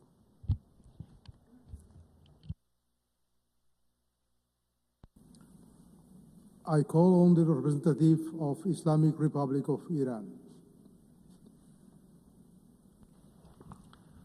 Bismillah ar-Rahman ar-Rahim. Mr. President, in response to the distinguished representative of the UAE, I must stress that the Islamic Republic of Iran reiterates its full sovereignty over the Iranian islands of Abu Musa, Greater Tom, and Lesser Tom in the Persian Gulf and rejects categorically any claim to the country. The Islamic Republic of Iran underlines that the measures undertaken in those islands by the Iranian officials have always been conducted based on the principles of the sovereignty and territorial integrity of the Islamic Republic of Iran. My country always pursued a policy of friendship and good neighboring with all neighboring countries. As it was reiterated regularly, the territorial integrity and the sovereignty of my country over the said Iranian islands is not negotiable. I would like to stress that Persian Gulf is the only true geographical designation for the body of water lying between Iran and the Arabian Peninsula, which has been used since the dawn of history and endorsed by the United Nations system and must therefore be respected by all. Also, my delegation rejects the allegation of Germany against Iran. Such claims are part of their disinformation campaign intended to divert attention away from the crimes of the Israeli regime. In fact, the Israeli regime is the regional proxy for certain Western countries, as explicitly acknowledged by the German Chancellor, stating that it is the dirty work Israel is doing for all of us. Germany has fully supported such a dirty work. Germany is a compliance in genocide and other crimes of that regime, entailing the international responsibility of Germany. Moreover, while Germany has openly backed Israel's aggression against Iranian safeguarded nuclear facilities and also is a significant non-performance of its obligation under JCPOA and Resolution 2231, it is not in any position to lecture us here. Contrary to the false claim of the German foreign minister, Iran's nuclear program is and will remain entirely peaceful. Since November 2003, every report of the International Atomic Energy Agency has consistently confirmed this peaceful character. Iran has repeatedly and unequivocally emphasized that nuclear weapons have no place in its defense doctrine. In his statement before the General Assembly, the President of the Islamic Republic of Iran reaffirmed Iran's principled opposition to nuclear weapons and underscored the urgent need to uphold the Non-Proliferation Treaty. Iran's peaceful nuclear program poses no threat to international peace and security. Consequently, we oppose any attempt by E3 to treat this matter within the Security Council framework. It is unjustified, lacks a legal foundation, and serves no constructive purpose. On several occasions, including informal communication to the Security Council and the Secretary General, the Islamic Republic of Iran has made it clear that the notification submitted by France, Germany, and the United Kingdom, the so-called E3, to trigger the snapback mechanism is legally and procedurally defective and therefore null and void. The E3, Germany included, took this action while themselves refusing to comply with their own binding obligation under the JCPOA and Resolution 2231. Not only did they deliberately undermine the Resolution 2231 by demanding arrangements beyond its scope, but they also went so far as to advocate and justify military aggression against Iran's safeguarded nuclear facilities. Accordingly, any attempt to revive terminated resolutions is devoid of legal basis and stands politically and morally indefensible. Issues related to Iran's nuclear program have already been comprehensively addressed and settled within the framework of JCPOA and Resolution 2231. The government and the people of the Islamic Republic of Iran remain determined to exercise their inalienable right to nuclear technology for exclusively peaceful purposes and to build upon their own scientific progress in advancing various civilian applications for that technology. At the same time, as the only nation in recent history to have suffered the use of weapons of mass destruction, Iran categorically rejects the development, possession, or use of such inhuman weapons on both ideological and strategic grounds. I thank you, Mr. President. I call on the representative of China. Thank you, President. In response to remarks made by some countries, China hereby exercises its right of reply. China has consistently maintained that United Nations is not the appropriate forum for discussing South China Sea issues. However, in light of certain rules against China, it is necessary to offer a solemn response. China's position on South China Sea arbitration case has been consistently clear. The arbitration case was unilaterally initiated in violation of the principle of state consent, international law, including the United Nations Convention of the Sea. The arbitral tribunal in South China Sea case exercised its jurisdiction on 12 variables and rendered an award in disregard of law. His ruling is illegal and null and void. China neither accepts nor recognizes the ruling, nor does it accept any claims or actions based on it. China's territorial sovereignty and maritime rights and interests in South China Sea remain unaffected by this ruling under any circumstances. The so-called ruling is a negative example of international law and is by no means part of it. China's law enforcement activities and safeguarding its rights in maritime areas under its jurisdiction is beyond reproach. China has consistently advocated for peaceful settlement of disputes and will continue to resolve relevant disputes in South China Sea through negotiation and consultation with directly concerned countries on the basis of respecting historic facts in accordance with international law. China will continue to work with ASEAN countries to jointly uphold peace and stability in China, South China Sea. Thank you, President. I call on the representative of Egypt.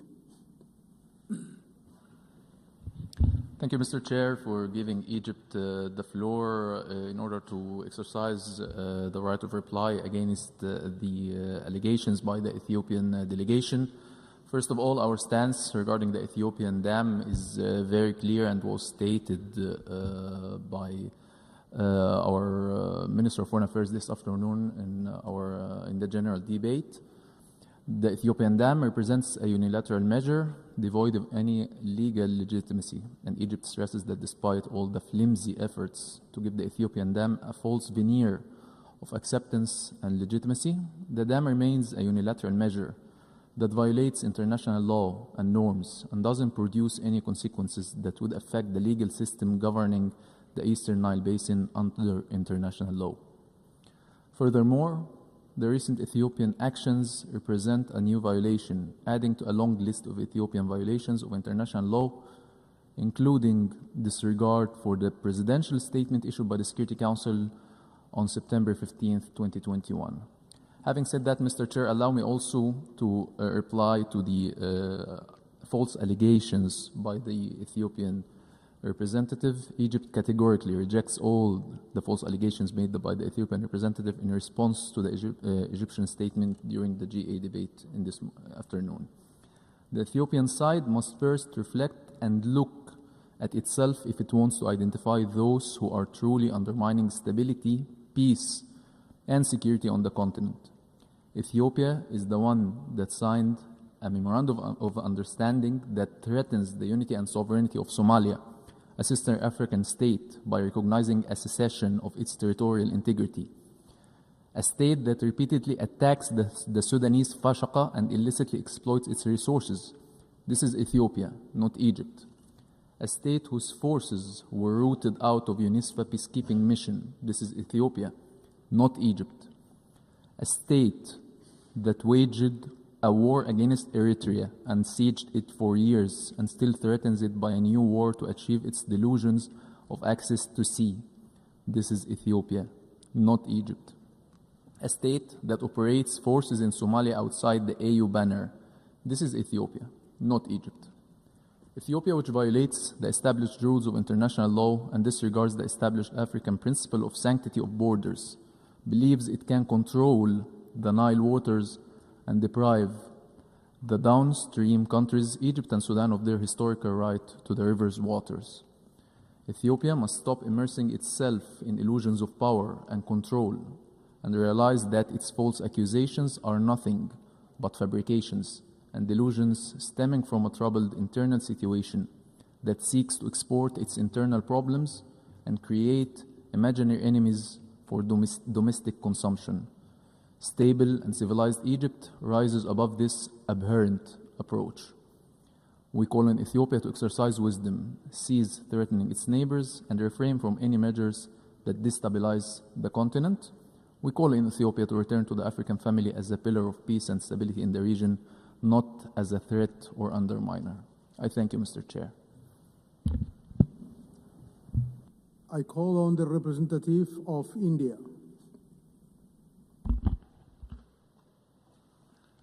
I thank you, Mr. President. It is telling that a neighbor who was not named chose to nevertheless respond and admit their long-standing practice of cross-border terrorism. Pakistan's reputation speaks for itself. Its fingerprints are so visible in terrorism across so many geographies.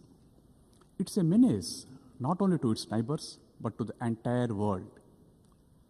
No arguments or untruths can ever whitewash the crimes of terrorists done. I thank you, Mr. President. I call on the representative of United Arab Emirates. شكرا سيد الرئيس. في إطار حق الرد الذي أدلى به ممثل جمهورية إيران الإسلامية أود أن أذكر التالي: دولة الإمارات تعتبر أن الجزر الثلاث طنب الكبرى وطنب الصغرى وأبو موسى في الخليج العربي هي جزر تابعة لدولة الإمارات التي تحتلها إيران، وبالتالي فإن إيران قوة احتلال في هذه الجزر، وأي ادعاءات إيرانية بخلاف ذلك لن تغير من الواقع شيئا. من غير المقبول أن تدعي أن موضوع الجزر مسألة داخلية إيرانية، وتؤكد دولة الإمارات وبشكل قاطع على أن جزرها الثلاث هي جزء لا يتجزأ من أراضي دولة الإمارات العربية المتحدة، وترفض بشدة استمرار الاحتلال الإيراني لهذه الجزر الإماراتية الثلاث. ولطالما دعت دولة الإمارات إيران إلى الاحتكام إلى القانون الدولي وميثاق الأمم المتحدة لحل هذه القضية من خلال المفاوضات الثنائية أو اللجوء إلى محكمة العدل الدولية. ونود التأكيد على أن دولة الإمارات تتمتع بعلاقات طيبة وتعاون وثيق مع إيران، ونطمح إلى زيادة تعاوننا وتعميق علاقاتنا الثنائية، إلا أن هذه القضية قضية الجزر الإماراتية الثلاث ستبقى محل خلاف إلى أن نجد لها حلا سلميا مرضيا مع إيران في إطار القانون الدولي ومبادئ حسن الجوار. شكرا سيدي. I call on the representative of the Philippines. Mr. President, I wish to refer to the statement of China referring to the 2016 arbitral award, which is binding to all parties and final. The award was an affirmation of the dispute resolution mechanisms of the 1982 United Nations Convention on the Law of the Sea, or UNCLOS. It authoritatively ruled that the claim of historic rights to resources within the seas falling within the 9-dash line had no basis in law and is without legal effect. It upholds the Philippines' sovereign rights and jurisdiction in its exclusive economic zone. It affirms that certain actions within the Philippine exclusive economic zones violated and continue to be violated the sovereign rights of the Philippines and are thus unlawful. That large-scale reclamation and construction of artificial islands causes severe environmental harm in violation of international conventions, and that large-scale harvesting of endangered marine species damages the marine ecosystem. We firmly reject attempts to undermine it. At the same time, we welcome the growing international support for the award. We therefore strongly urge China to respect and implement the 2016 arbitral award. Thank you, Mr. President. I now call on the representative of Ethiopia for a second intervention.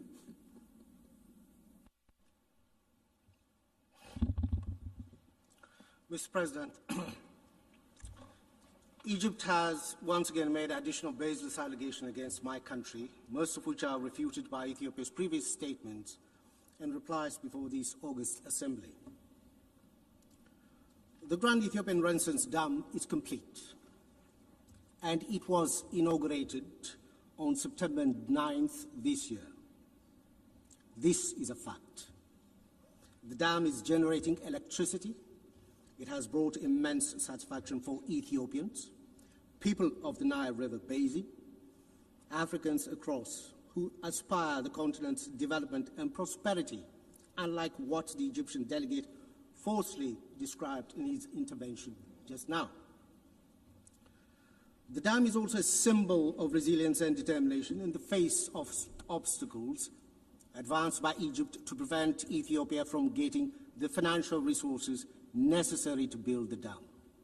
Ethiopians from all walks of life mobilize resources from their own savings to contribute to the $5 billion hydropower project. Ethiopia firmly believes in the peaceful settlement of disputes. Ethiopia initiated talks with downstream countries, provided them with the necessary details about the dam, and gave them updates on the progress in the filling of the dam. It signed the agreement on the Declaration of Principles on the dam project to agree on guidelines and rules on the first filling and annual operation of the dam. Ethiopia's conduct, in fact, reversed the age of unilateralism in the Nile River Basin that has been advanced by Egypt. Our efforts to find a mutually agreeable solution have been stymied by Egypt all the way. Egypt has hardly negotiated in good faith. Reaching an agreement has never been Egypt's objective. If it had been interested in collaborative approach, it would have joined the agreement on the Nile River Basin Cooperative Framework, which came into force on 13th October 2024. Nevertheless, Egypt wants a monopoly. In this century, that's not possible. The days of hegemony and colonial agreement are over. Egypt propaganda must stop its reckless threats. Countries sharing such a precious resource as water are not expected to propagate hostility. If Egypt is interested in genuine cooperation, it will find Ethiopia as a partner. Ethiopia remains hopeful to reinvigorate relations among all riparian countries of the Nile Basin, based on the genuine desire for collaboration in joint development. I thank you, Mr. President. I call on the representative of Pakistan for a second intervention. Mr. President, we had not intended to take the floor again. However, it is utterly shameful that India stoops so low as to distort the very name of a country, a member of the United Nations. Such language reflects neither maturity nor responsibility, but instead it exposes that India is frustrated, and it exposes its pettiness on the world stage. Resorting to mockery of a sovereign nation's name is not just undignified. It is a deliberate attempt to malign and insult an entire people. This is not a local political congregation. By engaging in this kind of rhetoric, India diminishes its own credibility, showing the world that it has basically no substantive argument to offer, only, I'm sorry to say, but cheap slurs which are not worthy of serious discourse. And India itself has been implicated in supporting and sponsoring terrorist activities beyond its borders. There are credible reports pointing to networks which are run by the intelligence agencies to destabilize neighboring countries. And this is unfortunate. The intelligence operatives have been accused of financing and directing groups which are engaged in sabotage, in targeted killings across the world. And undermining regional stability and violating international law is a habit for India. Therefore, such actions basically expose the duplicity of its counterterrorism claims, and they actually raise serious concerns about its role in fueling rather than combating terrorism. I thank you. I call on the representative of China for a second intervention. Thank you, President. President, in view of the statement made by the representative of the Philippines, China feels it compelled to respond once again. The disputes between China and the Philippines on the South China Sea are in essence territorial and maritime delimitation disputes. Territorial matters fall outside the scope of UNCLOS. Furthermore, on the issue of maritime delimitation, China has excluded the application of dispute settlement procedures in its 2006 declaration made under UNCLOS. Therefore, the arbitral tribunal has no jurisdiction whatsoever over the subject of arbitration. Regrettably, however, the tribunal not only exercised ultra-vires jurisdiction but also rendered an unjust award. The so-called award disregarded legal principles and facts on issues of the regime of islands, historic rights, and outlying archipelagos of continental states, putting forth erroneous reasoning and conclusions. This seriously undermines the spirit and principles of the Convention and severely impacts the authority and integrity of international law of the sea. China does not accept or recognize the so-called South China Sea arbitration case. Our sole purpose is precisely to uphold the international rule of law in the maritime domain and to maintain a fair and reasonable international maritime order. China carries out peaceful and constructive activities on its own territories. This is a just right of a sovereign country. This is not the so-called artificial island reef. China places high importance on the protection of South China Sea's environment. Philippines'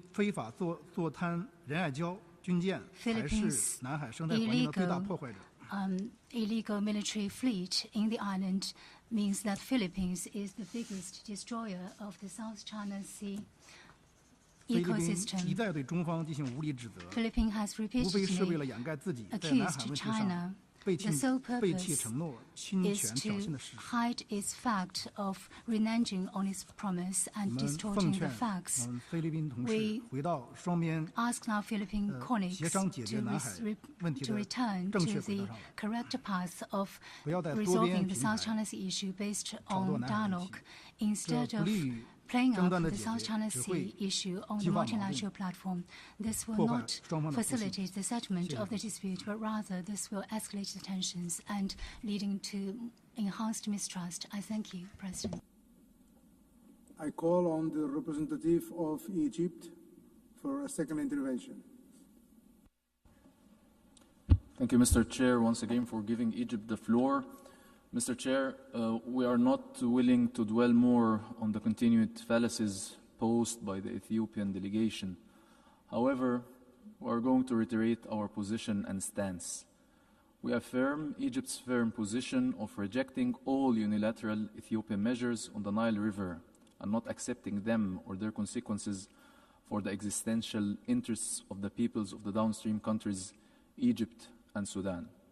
Ethiopia is adopting intransigent positions seeking to impose a fait accompli driven by a political agenda, not development needs, to mobilize the Ethiopian interior against an imaginary enemy under the pretext of false claims about sovereignty over the Nile River, which represents the shared property of its riparian states. Since the unilateral launch of the Ethiopian Dam project and over the past years, Egypt has exercised the utmost restraint and chosen to resort to diplomacy and international organizations, including the United Nations. This is not due to an inability to defend our existential interests, but rather stems from Egypt's firm conviction in the importance of strengthening cooperation and achieving common interests among the peoples of the Nile Basin countries, in accordance with the international law, and in a manner that serves development interests and takes into account the concerns of downstream countries. And hereby, Mr. Chair, we continue to maintain the right to reply to the illegal Ethiopian unilateral measure by all the necessary means enshrined in the international law and the UN Charter. I thank you, Mr. Chair. I call on the representative of the Philippines for a second intervention. Mr. President, with respect to the second intervention made by China, I would like to reiterate that the 2016 Arbitral Award is final and binding. It is in line with the 1982 UNCLOS. This evening, our Secretary of Foreign Affairs emphasized that to maritime nations such as the Philippines, international law, particularly the 1982 UNCLOS, is fundamental to our future. While our government vessels and fisher folk continue to be harassed in our own waters, and as we remain on the receiving end of illegal, coercive, aggressive, and dangerous actions in the South China Sea, we abide by the UNCLOS as reinforced by the binding 2016 Arbitral Award on the South China Sea. We are also committed to diplomacy and to the peaceful means of settling international disputes under the Charter of the United Nations as reinforced by the 1982 Manila Declaration. Again, we strongly urge China to respect and implement the 2016 Arbitral Award on the South China Sea. Thank you, Mr. President.